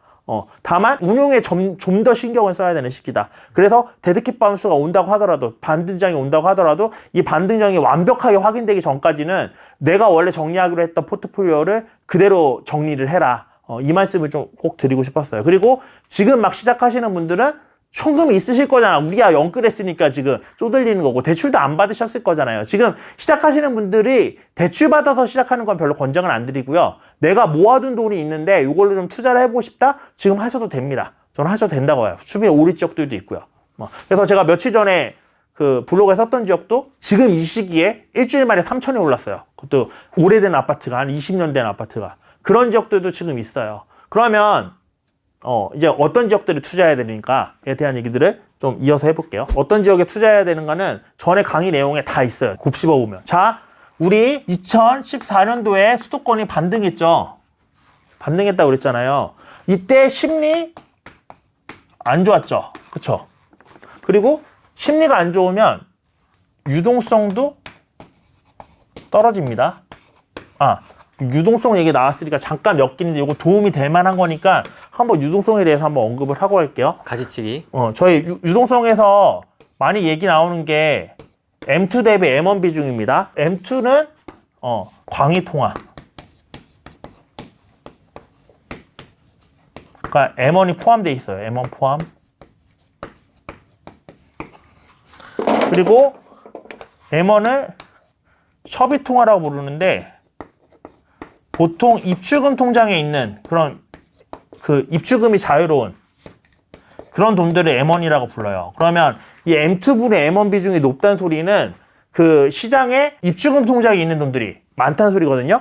그러면 자, M1에 속하지 않는 M2, 그러니까 M2인데 M1에는 속하지 않는 거, 입출금 통장에 들어있는 돈은 아닌 것들은 적금이나 예금이나 이런 것들이 있거잖아요. 근데 얘네는 뭘 주죠? 이자를 주잖아요. 네. 근데 사람들이 이자 주는 적금 예금에 안 넣어놓고 입출금 통장에 넣어놓는다는 소리는 이자가 너무 재미없으니까 이 입출금 통장에 돈 넣어놓고 있다 어디 투자할 데 없나? 라고 둘러본다는 거예요. 근데 재밌는 건요. 많은 분들이 이걸 보고 유동성이 늘어나서 가격이 올라간다. 매매 가격이. 라고 표현한단 말이에요. 근데 이게 반은 맞고 반은 틀린 얘기입니다. 완전히. 자, 우리가 유동성이란 건요. 유동성은 통화량이라고도 표현할 수가 있겠죠. 통화량. 자, 이 통화량이라는 거는 그 한국은행 들어가셔서 지표 찍어보시면 아시겠지만요. 1998년도 IMF 때만 한번 이렇게가 올라가고 계속 기울기 똑같아요. 이렇게 올라가고 있어요. 유동성 때문에 갑자기 집값이 오른 거면요. 돈이 이렇게 풀리다가 갑자기 이렇게 올라가야 돼요. 그렇죠? 근데 그래프 확인해 보시면 아시겠지만 유동성은 그냥 이렇게 갈 길 가고 있습니다. 이걸 표현하시는 분도 있던데 이렇게 곡선으로. 이렇게 표현되는데 제가 왜 실제로 그래프 그러면 이렇게 나오는데 제가 왜 이렇게 표현하냐면요. 이런 거예요. 자, 요 시점 대비해서 자, 요만큼이죠. 요거 2배 하면 요 정도 되겠죠. 요 2배면 요 정도 되겠죠. 그쵸? 근데 자, 여기서 곱하기 2가 된 거잖아요. 요 A에서 B로 가는데 네. B에서 C로 가는데 2배 되는데 요만큼이죠. 네. 그쵸? 그러면은 유동성은 원래 배수로 늘어난단 말이에요. 그러면 누군가는 이게 갑자기 급격하게 늘어나는 거다라고 볼 수 있는데 실제로는 2배씩만 늘어난 겁니다. 얘 다음에 2배 늘어나면 어떻게 돼야 되겠어요? 이렇게 해서 이렇게 가야겠죠. 원래 이렇게 올라가요. 근데 이거를 로그 지수로 바꿔서 보면 로그 지수는 이제는 절대치를 보여주는 거거든요. 그러면 이렇게 바뀌어요. 거의 이렇게 직선으로 올라가요. 그래서 우리가 급격하게 상승하지 않습니다. 이거는 그냥 곱하기 2를 감안을 안 하고 보기 때문에 그러니까 절대 수치가 올라가는 거는 당연히 1,000만 원 있으면 한 번만 돌아도 2,000만 원이에요. 그러니까 더 많은 것처럼 보이는데 실제로 통화량이 늘어나는 속도는 이 곱하기 몇 배로 늘어나는가를 봐야 됩니다. 상승률을. 그렇게 봤을 때 거의 이렇게 간다는 거예요. 그럼 지금까지 이렇게 올랐던 적이 없어요. 거의 똑같이 이렇게 올라가고 있습니다. 유동성 때문에 올랐다는 얘기는 사실 틀렸다는 거예요. 근데 제가 반은 맞다고 그랬죠. 반은 맞다고 드린 이유가 뭐냐면요. 이 통화량이 있다고 했을 때 이 통화량이 아까 말했던 입출금 통장으로 들어갈 수도 있고 예적금으로 들어갈 수도 있고 땅으로 들어갈 수도 있고 뭐 주식으로 들어갈 수도 있고 코인으로 들어갈 수도 있잖아요. 근데 이 돈이 일단은 투자 쪽으로 들어왔잖아요. 그렇죠? 경제 통화량을 봤을 때 경제 통화량이 늘어난 건 아니에요. 경제상은 아니에요. 근데 투자 쪽에서 봤을 때는 유동성이 늘어난 게 맞아요. 투자 유동성. 투자의 유동성이 늘어났다는 소리는 투자를 하려는 사람들이 늘어났다는 소리잖아요. M2 대비 M1 비중은요, 유동성 지표가 아니라 심리 지표예요. 내가 투자를 해야겠다라고 생각하는 사람들이 많으면 똑같은 돈을 가지고 그 돈 들고 투자해야지라고 입출금 통장에 놔두는 거고요. 내가 투자할 곳이 없다라고 생각하면 똑같은 통화량 들고 이거를 그냥 예적금에 놔두는 거예요. 이해되시죠? 무슨 소리인지. 그래서 M2 대비 M1은 사실은 통화량 지표가 아니라 사람들 심리 지표입니다. 그래서 제가 아까 M2 대비 M1 비중이 서울의 부동산 흐름이랑은 비슷하게 흘러간다고 그랬잖아요. 그게 서울은 공급 물량보다 심리에 영향을 받는 부분이 큰 부분이 있고 아까 그걸 설명드렸죠. 어떻게 전세랑 매매 중에 뭘 선택하는지 그것도 다 심리에 의해서 결정되는 부분이잖아요. 그렇기 때문에 심리에 맞게 움직이는 지역이기 때문에 M2 대비 M1 비중으로 봤을 때 서울은 맞게 움직이는 거지 M2 대비 M1 비중이 절대 통화량 기준이 아닙니다. 그래서 그거를 좀 걷어내고 보셨으면 좋겠고요. 저희가 지금 그러면 유동성을 보고 지금 투자할 때는 아니에요. 심리가 죽었으니까. 그래서 지금 이 얘기를 되게 길게 말씀드린 겁니다. 심리가 죽었기 때문에 M2 대비 M1이 아니면 시장의 자금이 투자 자금이 어디로 흐르나 이걸 보고 투자할 때는 아니에요. 그러면 제가 주식 투자보다 부동산 투자를 좋아하는 유일한 이유는요. 부동산 투자는 실수요자가 있어요. 주식 투자는 물론 합병하거나 이럴 때는 실수요 목적으로 상대 회사의 지분을 사지만 대부분은 투자자잖아요. 그렇기 때문에 밑에를 받쳐주는 게 없습니다. 근데 부동산은 실수요가 있기 때문에 기본 수요가 항상 깔려 있고요. 그 수요가 밑에를 지지해줘요. 그리고 그 지지하는 게 전세가로 나타난다고 그랬죠. 그래서 방금 후랭이님이 물어보셨을 때 그 매매가가 전세가를 밀어내릴 거다라는 건 말도 안 되는 소리예요. 전세가가 매매가를 밀어 올릴 수는 있어도요. 매매가가 전세가를 밀어 올리는 건 없습니다. 그냥 전세가가 무너지는 거예요. 입주물량이 많기 때문에. 그러면 우리 2014년에 이렇게 심리 안 좋아서 유동성도 투자로 안 돌 때 시장이 어떻게 반등했다고 그랬죠? 전세가가 일정 임계점을 초과하면서 매매가를 밀어 올렸고 그때 실수요자의 그 전환 요소. 왜? 따졌을 때 우리는 합리적인 인간이기 때문에 따졌을 때 야 이제 이 정도 전세가랑 매매가 차이면 내 집에 사는 편의성을 생각했을 때 대출이자를 전세 살면서 내느니 매매하면서 내는 게 낫겠다라고 하면서 매매로 전환되면서 올라간 거라고 말씀드렸죠. 그러면 지금 어디에 집중해야겠어요? 이 실수요자들이 전환될 수 있는 지역들에 집중해서 투자를 해야겠죠. 왜냐면 지금은 심리에 기대는 투자를 하면 안 되니까. 그리고 가격 상승률을 봤을 때도 심리는 유동성을 끌고 다닌다고 그랬잖아요. 통화량을. 그럼 심리가 좋을 때는 가격이 팍팍 오르겠지만 지금은 높은 가격 상승을 기대해야 될까요? 안 해야 될까요? 그걸 기대할 수 있는 시기는 아니란 소리예요. 그러면 예전보다 적은 기대 수익률을 가지고 전세가가 매매가를 밀어 올릴 수 있는 지역을 가셔야 된다는 거예요. 제가 요 전 시간에 말씀드렸던 아까 일주일에 3천만 원 올랐다는 그 지역. 그리고 그분이 거기 가셔서 8,500짜리 물건을 8,500에 전세 맞추고 샀습니다. 근데 거기 분위기 지금 어때요? 실제로 제가 매번 그 정경영 분들한테 중간 브리핑을 해드리거든요. 근데 중간 브리핑 하면서 그 지역 지금 괜찮은 것 같다고 해서 가셨던 건데 전세 분위기 어때요? 실제로 물어봤어요. 현장 분위기는 또 다를 수도 있으니까 데이터와. 근데 진짜 말씀하셨던 것처럼 전세가 없어서 매매를 해야 되는 분위기라고. 그런 지역들이 있다는 거예요, 지금도. 왜냐하면 공급 물량은 다 다르고 예를 들면 부산에서 회사 다니시는 분이 부산에 공급 물량 없다고 서울에 내 집 마련할 수는 없잖아요. 부산에 있는 사람은 부산 어쨌든 그 근처에서 출퇴근할 수 있는 곳에서 내 집 마련해야 된단 말이에요. 그러면 우리나라가 넓다고 하지만 다 어느 지역에서 그 지역 내에 출퇴근할 수 있는 바운더리가 있어요. 그럼 그 바운더리에 있는 지역들은 어쩔 수 없이 그 지역의 집값이 모자르면 전세를 들어가야 되는데 전세가 없어. 어쩔 수 없이 매매해야지. 어떻게? 전세가 없는데 월세도 없고 전세도 없는데. 그러면 그냥 사고 싶지 않아도 사야지. 그런 식으로 되는 지역들도 있다는 거예요. 그러면 지금 투자를 한다고 하면 이제 이런 지역들을 노려야 되는 거죠. 아니면 좀 긴 텀으로 본다고 하면 이제 좋은 물건들 조정 많이 받아서 나올 때 급매쳐서 잡거나 이런 식으로 지금 투자 방향을 잡아야 될 때입니다. 지역 얘기 나오는 줄 알았습니다. 기대했습니다. 저도 처음에 2017년도에 강의를 할 때는 사실 그 사이클별로 투자법 어떤 투자법을 써야 되는지에 대해서 강의를 했었거든요. 근데 막상 시장을 겪어보니까 이게 회전을 해요. 그래서 저도 사실 강의할 때도 지금 시장이 이렇게 흘러왔고 왜 이 투자법에서 이 투자법을 바뀌었는지 설명을 해드렸으니까 이 투자법이 바뀌는 거에 왜 바뀌는지 왜에 집중을 해서 그 시장 상황에 따라 다음 투자처를 찾아야 된다라고 말씀을 드렸는데 그래도 기본적인 흐름은 있습니다. 일단은 하락장부터 시작을 할게요. 하락장에 뭐가 잘 되냐고 그냥 보통 경매 얘기하죠. 경매. 네. 경매로 세팅해서 월세 주는 게 좋습니다. 왜 월세 주는 게 좋냐면 일단은 그 하락장이 오는 시기예요. 그 대부분은 이제는 공급 물량이 줄어드는 시기예요. 왜냐면 시장 분위기가 안 좋으니까 건설사가 공급을 잘 안 하려고 합니다. 그래서 하락장이 정말 막바지에 정말 분위기가 끝에 이뤘을 때는 공급 물량이 없어서 전월세가 많이 오르는 분위기가 나오거든요. 그럼 이때는 월세 투자를 해두시면 일단은 현금 흐름이 생기죠. 현금 흐름이 생기고 그리고 이때 또 월세 투자가 좋은 이유는 하락장이었기 때문에 정부에서 어느 정도 풀어줬겠죠. 규제책 같은 경우는. 그래서 대출이 나올 가능성이 높습니다.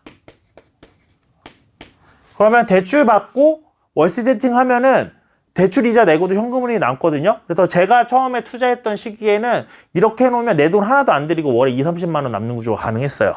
대출 받고 전세 보증금 받고 하면은 투자가 하나도 안 들었는데 이자 다 내고도 막 20만 원, 30만 원. 물론 이제 그때는 금리가 낮아서 가능했던 것도 있지만 제가 블로그에도 한번 적었었는데 2014년도에 금리가 지금 금리랑 똑같습니다. 그리고 제가 투자를 시작했던 때는 2014년도였어요. 제가 이때 지금 이거에서 월에 20만 원 남았던 그 아파트가 대출금리 5%로 받았어요. 주담대. 5%. 그렇게 받았었는데도 20만 원이 남던 시기였어요. 그래서 이런 식의 투자가 가능해지는데 경매로 받으면 일단 싸게 받죠. 그리고 대출이 더 많이 나오잖아요. 그러니까 무피 투자가 가능해질 수 있는 부분들이 좀 있고 그리고 월세 물건은 사실 시세 차익이 보통 잘 안 나요.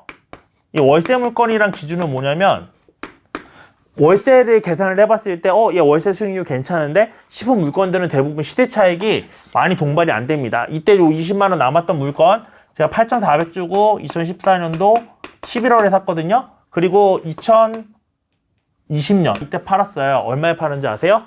7,500에 팔았습니다. 이거 혹시 오해하실까 말씀을 경기 화성에 있던 아파트입니다. 화성시에 있던 아파트예요. 아파트인데도. 아파트인데 월세 잘 나오는 아파트 8,400에 했다가 7,400에 지금 이제 공시지가 1억이야 불고 이러니까 지금 한 1억 정도까지 다시 올랐더라고요. 이게 원래 1억 1,000까지 갔었거든요. 근데 그 사이에 이렇게 갔다가 요 7,500까지 떨궜었어요. 그러니까 얘네들은 되게 상승에 대한 모멘텀이 엄청 작아요. 그래서 근데 워낙 하락장이잖아요. 그래서 싸게 샀잖아요. 그 월세 좀 받다가 팔면 괜찮아요. 저도 6년 동안 월세 받았다고 그랬잖아요. 그러면 1년에 240만 원 정도는 남았던 거란 말이에요. 그쵸? 그러면 6년이면요.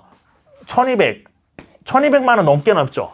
1,400. 그러면 사실 이거 한 1,000만 원 정도 손해봤으니까 손해로 볼 수 있는데 월세까지 받은 거 치면 벌긴 번 겁니다. 게다가 이거 다른 거 팔면서 그 차손 칠 수도 있죠. 그런 거 생각하면은 월세 받는 게 나쁜 방법은 아니에요. 지금 올해 팔려고 내는 빌라도 제가 그것도 한 25만 원씩 남기는데 그것도 한 6년 들고 있었거든요.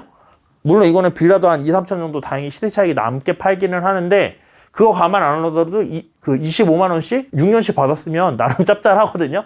그래서 이런 재미로 이제 요 시기에는 하는 것도 나쁘지 않다. 요게 이제는 되고 나면 자, 제가 공급이 부족하기 때문에 월세를 많이 찾을 거라고 그랬죠.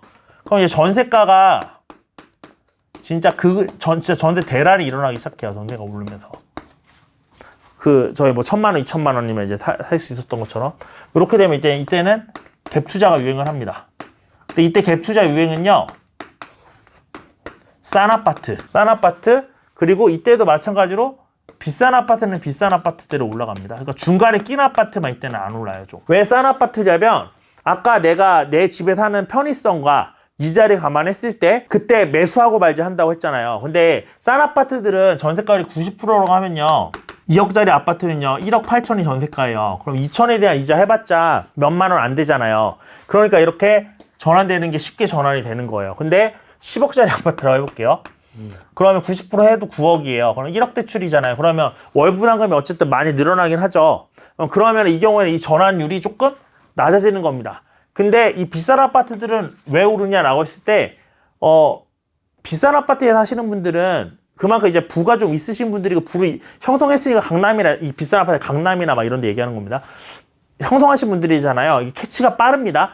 이게 오르기 시작하면 이제 상승장 시작됐구나 하고서 지금의 비싼 아파트 제일 쌀 때야 라는 심정으로 이거 매수를 하시는 겁니다. 그런 분들은. 이 두 가지가 보통 많이 오르고요. 그래서 서울 같은 경우는 이렇게 두 개가 동시에 오르고 그 경기도나 인천만 해도 싼 아파트부터 먼저 오르고요. 그 다음에 한 다음에나 다다음에 정도 돼야지 비싼 아파트가 같이 오르는 영향을 보여요. 왜냐면 경기도나 인천은 서울 대비해서 이렇게 막 부잣집 동네가 별로 없으니까 이런 모양새로 간다고 보시면 되시고요. 그래서 이렇게 해서 이제는 시장 분위기가 좀 살기 시작하면요. 그러면은 건설사들이 분양을 하기 시작합니다. 그동안 미뤄왔던. 그러면 요거까지 넘어오는데 기껏해야 2, 3년이에요. 2, 3년 걸리거든요. 그러면은 2, 3년 만에 분위기 안 좋았던 게 확 반전되지 않습니다. 저희 2014년부터 상승장이었지만 2017년도만 되새겨봐도요. 그때 뉴스에 이제 입주 폭탄 시작된다 이런 얘기 나오면 역시 부동산은 이거 잠깐 오는 거지 또 조정받을 거 이렇게 생각하시는 분들 진짜 많았어요. 그런 것처럼 2, 3년 만에 분위기가 반전되지 않아요. 그래서 어쨌든 그래도 발 빠른 분들은 계시니까. 근데 어쨌든 상대적으로 이 분양 경쟁률이 낮다는 소리예요, 이 시기에는. 그리고 건설사 입장에서도 이제 상승을 확인했잖아요. 상승을 확인한 지 얼마 안 됐으니까 분양가를 공격적으로 책정을 못 합니다. 그러면 이때 경쟁률 낮은 거 분양받아서 가지고 가셨던 분들, 과거로 치면 2015년, 16년도에 분양받으셨던 분들 다 지금 최소 2배, 많이는 3, 4배도 떴습니다. 분양가 대비해서. 사실 분양권은 그 이후에도 계속 좋지만 제가 요 다음 시기로 말씀을 드린 건 요 시기쯤에 경쟁률이 낮은 상태에서 내가 분양권을 잘 잡을 수 있는 좋은 가격으로 잡을 수 있는 시기 때문에 분양권을 말씀드린 거고요. 요렇게 분양하고 나면요. 땅이 없어져요. 저희 2017년, 18년 이때 분양했던 물건들 그리고 입주하는 물건 다 동탄 이신도시 미사, 그 다음에 뭐 위례, 그 다음에 파주 이렇게 다 빈 땅 많은 지역도 있죠. 거기 다 싸그리 분양해버린 거예요. 그 분양했던 게 2017년, 18년, 19년에 입주했던 거거든요. 분양했기 때문에 땅이 없어지면 이제 얘네가 뭐 건드려요? 재건축 재개발을 보겠죠. 제재를. 제재 분들께 건설사도 보지만 그 소비자 입장에서도 제재라는 게 결국 새 아파트를 지어서 판 이익을 조합원들도 나눠 갖는 거잖아요. 그럼 집값이 올라가야지 수익성이 올라간단 말이에요. 그러니까 집값이 올라가면 조합원들도 야 우리 이제 제재해도 돈 많이 남는데 제재할까? 지금 신축 아파트도 엄청 비싸게 팔리는데? 라는 생각이 드니까 이제 제재의 바람이 붑니다. 제재의 바람이 불어서 제재가 오르기 시작하고요. 그리고 이때 이제 또 같이 많이 오르는 게 블루칩이에요. 그러니까 좋은 아파트들. 좋은 지역들이 많이 오릅니다. 왜?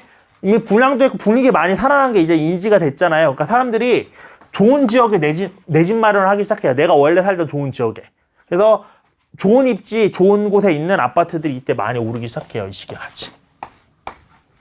같이 많이 오르기 시작하고 여기서 이제 잠깐 말씀드리면 자 이때 갭 투자했잖아요. 네.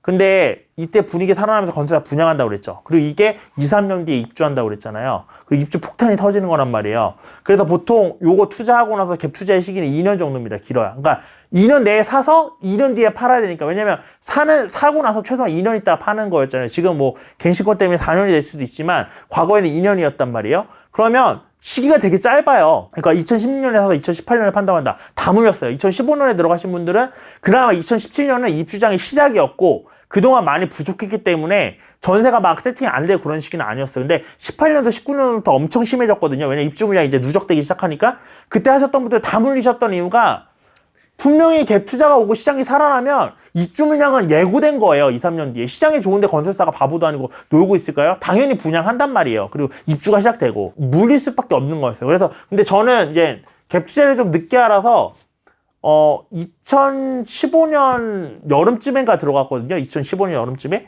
2년 됐을 때 2017년이잖아요. 근데 저는 2017년도 사실 입주 물량이 많아서 부담스러웠어요. 그래서 그때는 1년만 지나면 일반 과세로 팔 수 있었어요. 보통은 그래도 전세 끝나고 2년 뒤에 판다고 다들 그때도 할 때였는데도 저는 1년 지나자마자 다 던졌습니다. 갭 투자했던 거. 그 후에 제가 들어가서 물렸습니다. 그래서 저는 역전세 맞았던 기억이 없어요. 한 번도 역전세 맞아본 적이 없거든요. 이 사이클을 잘 기억을 하셔야 돼요. 왜 그 다음에 입주 물량이 많아질 수밖에 없는지. 그 다음에 이렇게 이제 블루칩들이 오르고 나면 자 이제 이 정도까지 상승했으면 그냥 투자를 하려고 하는 이제 대중들이 늘어나기 시작해요.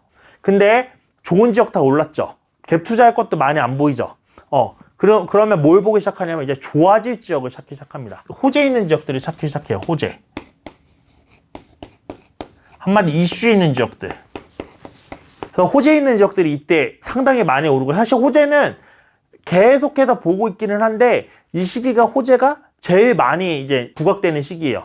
보면은 호재 때문에 뭐 GTX 노선 때문에 많이 올랐다고 했던 아파트들 한 2018년도 이후로 많이 올랐습니다. 왜냐면 GTX 호재는요, 그 2015년도에도 있었고 2014년도에도 있었거든요. 근데 그런 호재에 있었던 아파트들이 제일 많이 오른 게 언제냐면 2018년쯤이에요. 그랬던 이유가 이 호재 이슈가 이때부터 사람들이 이제 늦었는데 뭐라도 잡아야 되는데 좋은 지역은 이미 다 비싸고, 그러니까 좋아질 지역들이 따라가는 거예요. 그 다음에 이제 좋아질 지역도 다 오르고 좋은 지역도 다 올랐어. 그러면 안 오른 지역들을 찾는 거죠, 이제. 여기 별 차이 없었는데 너무 안 올랐는데 갭 메우기라고 하죠. 이때쯤 갭 메우기 투자가 유행했습니다. 안 오른 지역을 찾고, 이 안 오른 게 이 초반에 이제 아파트에서 멈춘다고 하면 그 뒤에 이제 빌라, 뭐 오피스텔 다 찾아가면서 안 오는 거를 찾기 시작하는 거예요. 그래서 제가 이번 상승장 때 마지막에 원로오피나 빌라, 썩빌 뭐 이런 것도 다 오를 거다라고 얘기를 했던 게, 사람들은 뒤늦게 들어오는 사람이 항상 있고요. 뒤늦게 들어온 사람은 돈이 없고 이미 많이 오른 집값을 감당할 여유가 없어요. 근데 따라는 가고 싶어. 그러다 보니까 이런 돈 적게 드는 안 좋은 물건들을, 비선호 물건들을 따라서 들어갈 수밖에 없습니다. 그래서 이거를 근데 누군가는 가지고 있었을 거잖아요. 그 전에 투자한 사람이. 그러면 그 사람들 돈 회수되면 이 사람들이 이제 여기서 되었으니까 이거 가겠어요? 뭐 재개발 보거나 다시 아파트 보거나 이런 쪽으로 갈 거잖아요. 그러니까 여기서 이 사람들이 이제 물리고 끝나는 거예요. 근데 결국에는 시장의 흐름은 이렇게 흘러가요. 이렇게 흘러가고, 여기서 이제는 그 시장 분위기에 따라 뭐 공시가 1억 이하 같은 그런 이슈가 불기도 하고 이런 것들이 불기는 하는데, 일단 기본적으로 이렇게 흘러가고 결국에 마지막에는 안 좋은 것들이 쫙 오르면서 끝난다. 지역도 마찬가지예요. 지역도 안 좋은 지역들이 안 올랐으니까 상대적으로 비선호 지역이니까 제일 마지막에 오르는 거거든요. 근데 그런 지역들이 마지막에 피날레 하면서 끝나는 거라고 보시면 됩니다. 그러면 지금 안 좋은 지역이나 뭐 약간 인구수 작거나 네. 동네로 쳐도 이렇게 좀 약간 비선호 지역, 썩빌, 일반 빌라 막 지금 다 난리잖아요. 그럼 저 피날레를 앞두고 있다고 보는 거예요? 저는 그렇다고 봅니다. 네. 그게 결국 위에 쪽으로 돈이 건너가서 더 좋은 상품을 올려줄 가능성이 저는 높다고 보고요. 이런저런 거를 봤을 때 저는 이미 돈이 거의 다 쓰였고, 근데 이 피날레를 올리기 위해서 아직 폭죽이 덜 쳐진 거지. 왜 돈이 더 아직 남아있다고 그랬잖아요. 여기 더 들어가야 되는데. 피날레가 아직 좀 하기 위해서 폭죽이 살짝 부족하다는 느낌인 거지. 곧 올 거라고 보는 거고, 그래서 내년쯤에 올라도 데드캣 바운스라고 보는 거고, 그래서 좀 이제 자금 운용을 준비를 해야 된다라고 말씀을 드리는 거고요. 근데 이거는 어디까지나 수도권 기준입니다. 수도권 기준으로 말씀을 드리는 거고요. 수도권 기준으로 말씀을 드리는 거고, 여기 이 사이클을 보실 때도 중요한 게, 자, 우리 오락실에 가면요, 내가 오락 실력이 이렇게 좋지는 않아요. 근데 끝판왕을 보고 싶어. 그러면은 주머니에 돈이 많이 있어야 되죠. 계속 컨티뉴 해야지 끝판왕을 볼 수 있잖아요. 근데 돈이 많이 없으면 끝판왕 못 보고 한 1탄 끝나고 다시 집에 가야 되잖아요. 그러면 다음날 와서 또 1탄부터 해야 되고. 똑같습니다. 이게 지역들도요, 돈이 많은 지역들은 현금이 많기 때문에 여기 이거 계속 비싸지잖아요. 그러면 계속 돈을 더 투입해야지 더 올라가면서 이게 굴러간다는 소리거든요, 이 사이클이. 돈이 많은 지역들이 이 사이클이 거의 온전하게 굴러가요. 수도권이기 때문에 빌라, 오피스, 뭐 썩빌, 그 다음에 오피스 이런 것도 올라갈 수 있는 겁니다. 원룸 오피스텔도. 마찬가지로 부산이기 때문에 썩빌, 원룸 오피스텔도 올라가는 거예요. 생각해보면 뭐 안동에 있는 원룸 오피스텔 썩빌 투자라고 하는 얘기 들어보신 적 있으세요? 안동? 그런 얘기 없단 말이에요. 그런 데는 그 주머니에 동전이 많지 않기 때문에 그 지역에 이제 있는 사람들의 인구가 적으면 일단은 통화량이 적은 거고, 유동성이 그만큼. 그리고 거기에 부자 숫자도 있겠죠. 부자들이 그만큼 적은 만큼, 유동성이 적은 만큼, 거기는 한 2탄까지 깨고 그냥 끝나는 거야. 아니면 3탄까지 갔다가, 오늘은 집에 돌아가야 돼. 그러면 집에 돌아가면 다시 어디서 시작해요? 경매부터 다시 시작하는 거예요. 그래서 걔네들은 이런 뒤에가 안 옵니다. 그래서 지방 투자할 때 호재 보고 잘 투자 안 하죠. 그 이유가 호재까지 흐름이 안 오는 거예요. 지방은 유동성이 없는 지역들이 많기 때문에. 그래서 이런 것들을 제대로 돌릴 수 있는 지역은 우리나라에서 해봤자 이제 서울, 부산, 대구, 대전 요 정도. 울산도 좀 울산이 그래도 광역시 중에서 규모가 작아서 조금 애매하긴 한데, 무튼 안정적으로 봤을 때는 서울, 부산, 대구, 대전 정도까지만 이 사이클을 온전하게 돌릴 수 있는 자금력을 가지고 있는 사람들이 살고 인구수가 되는 지역들이고 나머지 지역들은 이 끝까지 안 옵니다. 오히려 이제는 광주나 뭐 울산 같은 경우는 이 갭매우기가 지역 내에서 이루어지는 게 아니라 전국 단위로 봤을 때 울산이 안 올랐네? 라고 하고서 이제 오는 거지 지역 단위로 울산 지역 내에서 이루어지는 부분은 조금 약해요. 그렇게 보시면 되실 것 같고 그 다음에 이제는 요것 때문에 이제 제가 앞으로 보는 전망은 이런 겁니다. 저는 투자를 시작할 때 후랭이TV에서 몇 번 말씀드렸지만 하락장부터 공부를 했거든요. 하락장 때 어떻게 사람들이 생각을 했는지. 그러니까 하락장을 안 겪어본 투자자들 중에서는 하락장에 대한 공부를 제일 많이 했다고 저는 자부할 수 있을 정도로 그 시기에 데이터나 뭐 왜 이랬을까 이런 것들을 찾아보는데 엄청 시간을 많이 들였는데 그럼에도 불구하고 실제로 겪어본 건 아니기 때문에 궁금했던 부분들이 많았어요. 근데 이번에 어느 정도는 겪고 있잖아요. 실제로. 겪으면서 느꼈던 게 일단 첫 번째로는요. 부동산이 오르면 주식이나 지금으로 치면 코인도 올라요. 아, 그래요? 왜냐면 저희 2008년도에 부동산 꺼질 때도요. 그때 주식 처음으로 2000 돌파했다 막 이렇게 해서 팡파레 울리고 그랬었어요. 근데 이유가 뭘까 하고 생각을 해봤는데 부동산이 오르면 투자자들이 돈이 많아진 사람들이 늘어나죠. 네. 그럼 일단 이 사람들이 재투자를 하고 싶은데 재투자를 하기에 이미 주변 부동산 가격이 많이 올랐으니까 다시 못 들어가고 그 중에 일부는 주식으로 섞는 경우도 있어요. 그렇죠? 주식이나 코인으로. 실제로 지금 투자자분들 주식 코인에 몇 천만 원씩 넣어두신 분들 꽤 되십니다. 여기에 플러스 뒤늦게 진입하는 사람들. 뒤늦게 진입했는데 남들 부동산 돈 먹어 보니까 배 아파. 막 포모가 오는데 투자하니까 나는 돈은 없어. 근데 그렇다고 원룸 오피스텔이나 썩배 이런 거 안 좋은 건 알겠어. 그럼 이 사람들이 뭘 보냐면 주식 투자나 코인 투자죠. 지금 주식 투자, 코인 투자 특히 많이 오른 게 젊은 세대들이 포모를 많이 느껴서 오른 거잖아요. 나는 부동산 저렇게 오르는 동안 참여도 못 했는데 많이 오른 거잖아요. 그러니까 그런 사람들의 돈이 오면서 주식이나 코인에 분위기가 쏠리고 그러다 보니까 이제는 부동산이 최고야 라고 하면서 부동산만 투자하셨던 분들도 이제 부동산 투자에 돈이 너무 많이 들고 좀 여유자금 같은 걸 이제 주식이나 코인에 넣어놓고 시작하는데 이게 이제 박살이 나죠. 이게 박살이 나면서 아까처럼 운용이 어려워지는 거지. 원래 운용자금이었는데 운용이 어려워지니까 부동산도 급매로 내놓고 시작하고 이러면서 이제는 무너질 수도 있겠구나라는 거를 지금 조금 저는 보고 있거든요. 상당한 부분의 투자자분들이 주식이나 코인에서 물리신 분들이 많습니다. 그 투자자들이란 게 부동산 투자자분들이. 그래서 이런 식으로 될 수도 있겠구나라는 부분이 한 가지고 두 번째로는 수도권이 안 좋을 거라는 건 예측을 했는데 근데 왜 이렇게 전국적으로 분위기가 너무 안 좋지? 라고 생각을 한 게 이번에 또 들었던 의문 중에 하나였어요. 근데 그 위문의 해답은 뭐냐면요. 과거에 수도권이 조정받았을 때는요. 부산, 대구, 대전 아까 돈 많다는 이 삼형제 얘네가 다 상승기에 있었어요. 그러니까 상승을 시작하고 있었어요. 그러니까 2009년부터 얘네가 상승하기 시작했거든요. 조금 시차는 있죠. 2009년, 2010년 이때부터 상승하고 있었단 말이에요. 그러면 얘네가 상승하기 시작하면서 여기서 돈 번 애들이 서울로 몰려오기 시작합니다. 그러니까 2014년도에 상승이 일어났던 건 아까 전세가 매매가를 밀어올린 것도 있었지만 제가 봤을 때 여기서 오른 투자자들의 흐름도 있었을 거라고 봐요. 그래서 저희 실제로 2015년도 뭐 이때 갭 투자할 때 부산에서 버스 타고 와서 막 사가고 그랬었어요. 아파트들 막 열 몇 채씩. 이런 흐름이 오는데 지금 전국적인 분위기가 안 좋은 건 돈 많은 사람들이 움직여야지 전국의 분위기가 좋아지잖아요. 근데 부산 이미 안 좋은 지 좀 됐고요. 그다음에 대구 심각하게 안 좋죠. 대전도 지금 안 좋아요. 울산도 안 좋죠. 광주 그나마 내년에 조금 괜찮아지지 않을까. 올해 공급 물량 끝났으니까. 라고 보는 쪽이란 말이에요. 그러면 대장들이 다 돈 있는 사람들 사는 데가 다 안 좋아요. 창원은 광역시는 아니면 광역시급이니까 거의.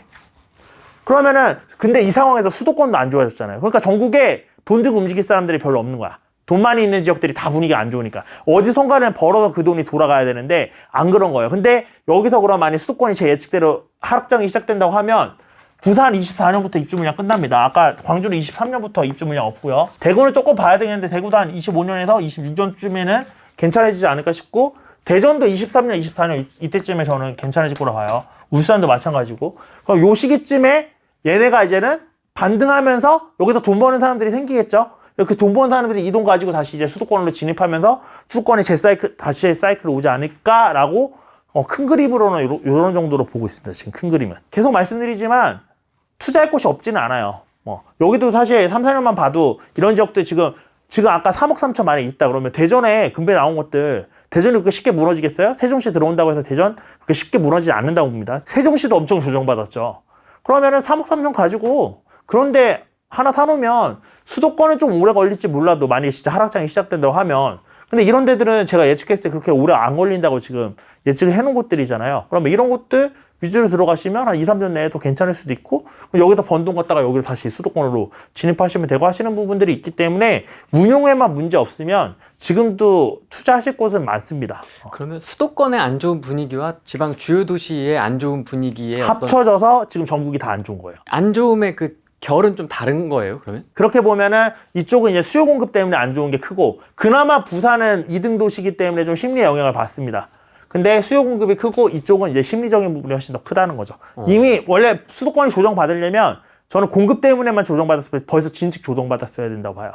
근데 워낙에 여기는 투자자들이 많이 몰려드는 지역이다 보니까 공급이 많음에도 불구하고 투자 수요들이 공급의 과잉을 감춰주고 있었던 겁니다. 왜냐면 투자 수요이기 때문에 원래 공급과 수요가 이렇게 있는데 실수요와 공급이 근데 투자 수요가 이렇게 올라가면 공급도 이렇게 많아도 공급과 수요가 똑같은 걸로 나타나잖아요. 그러니까 공급이 많았던 걸 저는 어느 정도 감춰준 거라고 봅니다. 근데 그게 이제는 터질 때가 되지 않았나라는 생각을 하고 있는 거고요. 근데 지난장에도 되게 비슷했거든요. 지난장에도 수도권 조정받으면서 부산, 대구, 대전에 오르기 시작했고 여기 올랐던 사람이 여기 다시 들어왔으니까 이번에도 비슷한 식으로 흘러가지 않을까? 그러면 오히려 지금 시장에서 수도권이 조정을 받는다고 하면 기회는 대구는 좀 기다려야 되고 부산이나 대전 뭐 이런 데서 기회를 찾을 수 있지 않을까? 우리 항상 얘기하잖아요. 다시 하락장이 오면은 그때는 많이 살 텐데. 근데 분위기 안 좋은데 안 사고 있잖아요. 그렇죠? 쫄았어요. 근데 이게 다주택자분들은 아까 말씀드렸지만 돈이 많이 묶여서 운용에 한계가 있고 규제가 많이 풀린 것도 아니니까 못 움직이실 수 있다는 거 이해해요. 근데 문제는 이제 좀 현금이 있으신 분들까지 같이 얼어서 아무것도 안 하는 거 문제라는 거죠. 운용이 되면은 움직이셔야 된다고요. 지금 다 박인세일 하잖아요, 지금. 박인세일이구나. 저도 작년에 안 좋은 일만 없었으면은 지금 열심히 움직였을 텐데 작년에 안 좋은 일 때문에 시드가 없어서 못 움직이는 거지. 사실 저는 지금도 충분히 움직일 시기라고 보고요. 다만 제가 후레이 TV에서도 말씀드렸지만 지금의 부동산 투자는 그리고 돈이 없는 우리가 해야 되는 투자는 노동소득이에요. 자본소득을 올리려고 부동산을 하시면 안 됩니다. 자본소득을 올리는 건 진짜 아까 뭐 이런 대전 안 좋을 때 금매로 뭐 3억 얼마 주고 사서 나 4년, 5년 묵히고 팔래. 이거는 자본소득 투자예요. 근데 우리 지금 아까 뭐 전세가 그 매매가 메우고 있는, 밀어 올리려고 하고 있는 그런 지역들 찾아서 투자했는데 팔 때 또 어떻게 팔았는데 그랬어요? 제가 분위기 좋아지면 반드시 뒤에 분양이 기다리고 있고 분양이 기다리면 입주 물량 서질 거라 그랬죠. 그런 지역들이면 그럼 그 상황 봐서 정리 빨리빨리 잘 털고 나와야 되잖아요. 그렇기 때문에 이거는 그냥 돈 묻어두고 그냥 이렇게 보고 있는 투자가 아니라 돈 묻어주고서 씨앗에 묻어놓고 계속 물 주고 햇빛 잘 드나 보고 뭐 천막 쳐주고 이래야 되는 투자예요. 그렇기 때문에 노동소득 투자라고 말씀을 드리는 거고 그리고 옛날보다 좀 투자 수익도 재미가 없을 수 있어요. 근데 그럼에도 불구하고 은행 예금이나 주식 투자나 웬만한 것보다 안정성도 훨씬 높고 투자 수익도 훨씬 높은 편이에요. 손도 훨씬 덜 가고 그렇기 때문에 그렇게 투자 수익이 낮아도 부동산만한 게 없기 때문에 지금도 보시는 게 저는 유효하다라고 생각하는 쪽입니다. 전국이 지금 분위기가 안 좋다고 해서 네. 그냥 전국이 다 끝난 거냐 이제. 그거 아니죠. 지금 원주 최근에 무실동에 분양한 거 경쟁률 보셨어요? 제일 높았던 게 58대 몇인가 그랬던 것 같은데. 제일 풍경채인가? 제일 풍경채가. 네. 그런 지역들도 있다니까요, 지금. 이제 달리려고 하고 준비하는 지역들도 있어요. 우리나라가 크지 않지만 전국이 다 다릅니다, 시장 상황이. 그래서 좀 관심 있게 보셨으면 좋겠고 오히려 규제 같은 게 풀렸을 때 영향을 받을 수 있는 거는 수도권보다 지방장이 더 빨리 타오를 수도 있어요. 게다가 지금 또 하나 이제 윤석열 정권에서 좀 서두를 수밖에 없는 게 특히나 지방장에 신경을 많이 쓸 수밖에 없는 게 자, 우리는 투자자이기 때문에 보통 사실 투자하는 데 있어서 다른 사람의 입장도 되게 많이 생각을 해봐야 되는데 우리 투자자이기 때문에 일단 내 몸이 아프기 때문에 나부터 보거든요. 자, 금리 올라가면은 힘들죠. 야, 빅스 0.5% 올랐어. 와, 나 대출 받은 게 얼마인데 이거 이자 어떻게 내 이런 생각 하고 있잖아요. 저도 지금 이자로 거의 한 달에 6,700씩 내고 있습니다. 0.5% 오르기 전에 더 오를 것 같아서 막 속이 쓰려요. 근데 아무튼 그거를 낸다고 했을 때 자, 우리가 그렇잖아요. 근데 건설사 입장을 생각해 보세요. 건재재 가격 올라갔어요. 인건비 올라갔어요. 건물 지을 때 대출 받아서 짓습니다. 중도금 대출 다 PF고요. 중도금 이자 후불제면 어쨌든 지금은 자기들이 이자를 내고 있다는 소리예요. 근데 금리가 올라가요. 그러면 우리보다 건설사가 겪고 있을 그 부담감이 훨씬 더 큽니다. 사실 우리 건재재 가격이 오른 건 우리랑은 상관없잖아. 우리 이자만 부담스러운 건지. 근데 건설사는 건재재 가격도 올랐지, 이자도 올랐지, 지금 죽을 맛일 거예요. 게다가 지금 지방은 미분양된 곳들도 많거든요. 그런데 있는 건설사들은 지금 회사 존폐 자체가 위기가 될 수도 있습니다. 근데 이렇게 해서 건설사들이 부도가 나면 공급 자체가 줄어들 수밖에 없어요. 공급 부족으로 해서 폭등이 일어날 수도 있습니다, 진짜로. 그렇기 때문에 정권 입장에서는 이거를 신경을 안 쓸 수가 없어요. 그래서 규제 완화를 그래서 조금 더 빨리 해줄 수도 있다라고 보는 게, 그런 입장에서도 정부에서 조금 빨리 움직이겠다라고 보는 쪽이에요. 실제로 어젠가? 그제 기사에도 지금 지방 PF 일어났던 데들 연체율 2배 늘어 막 이런 기사 나오고 하더라고요. 그러니까 심각할 거예요. 그래서 항상 투자할 때는 그렇게 다른 주체들은 어떤 생각을 할까? 이것도 한번 살펴보실 필요가 있다고 봅니다. 지피지기가 되게 중요합니다. 사실 이 둘 다도 안 되신 분들도 많고요. 그리고 지기는 나저다. 나에 대해서도 자산이에요. 자산 관리.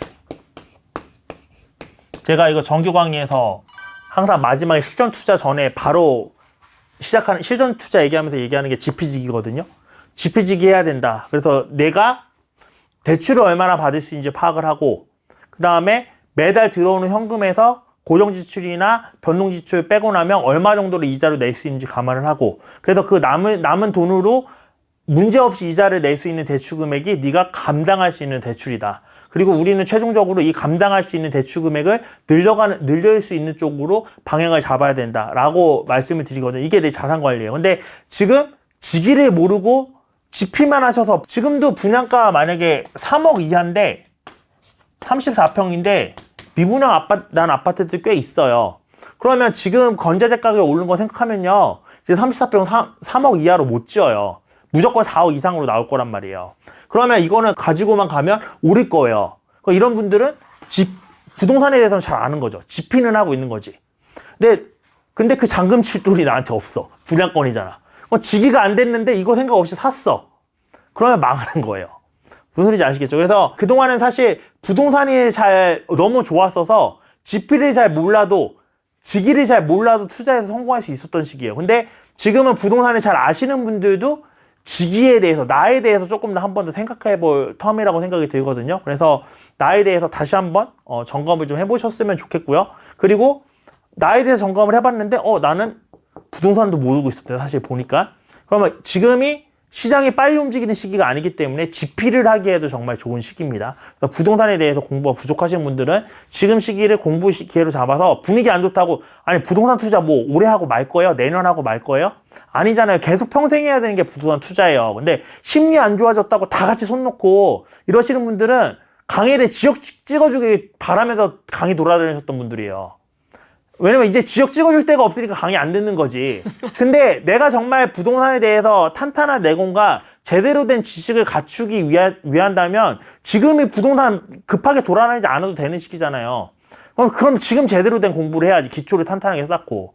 지금 손 놓고 하시는 분들은 진짜 지역 찍어주는 것만 찾아다니셨던 분들이에요. 그래서 다시 한번 잘 생각해 보셔서, 지기는 스스로 공부하셔야 될 부분이고, 부동산에 대해서 잘 모른다고 하면 지금이 오히려 이론이나 이런 것들에 대해서는 좀 더 심층 있게 공부해야 될 시기가 아닌가 생각을 합니다. 사람 심리가 참 희한한 게, 장이 이러면 사실 공부하기도 되게 좋고 네. 부동산 가서도 대접받기 되게 좋은 그렇죠. 네. 시기잖아요. 작년에 막 천대받던 이렇게 손짓으로 이렇게 너 나가라고 뭐 이랬던 시기에서 지금 사실 많이 바뀌었는데, 꼭 닥쳐야 하는 약간 그런. 네, 쉽지 않아요. 근데 이 쉽지 않은 걸 해내셔야 됩니다. 제가 봤을 때 투자를 가장 쉽게 하는 방법은요, 그냥 뇌구조를 바꾸시는 거예요. 뇌구조를. 어떻게 바꿔야 돼? 남들이 안 좋아하는 거를 나는 좋아하는 쪽으로 바꿔야 되는 거야. 그러니까 남들이 기피할 때 나는 가고, 남들이 다 좋아할 때 나는 떠나고. 사실 그것만 지켜도 투자 그렇게 쉬운 게 없거든요. 근데 그거를 잘 못 하시죠. 왜냐하면 우리의 뇌는 남들이 하는 거를 똑같이 따라할 때 우리한테 보상을 줍니다. 호르몬적으로. 그렇기 때문에 그걸 따라가는 거거든요.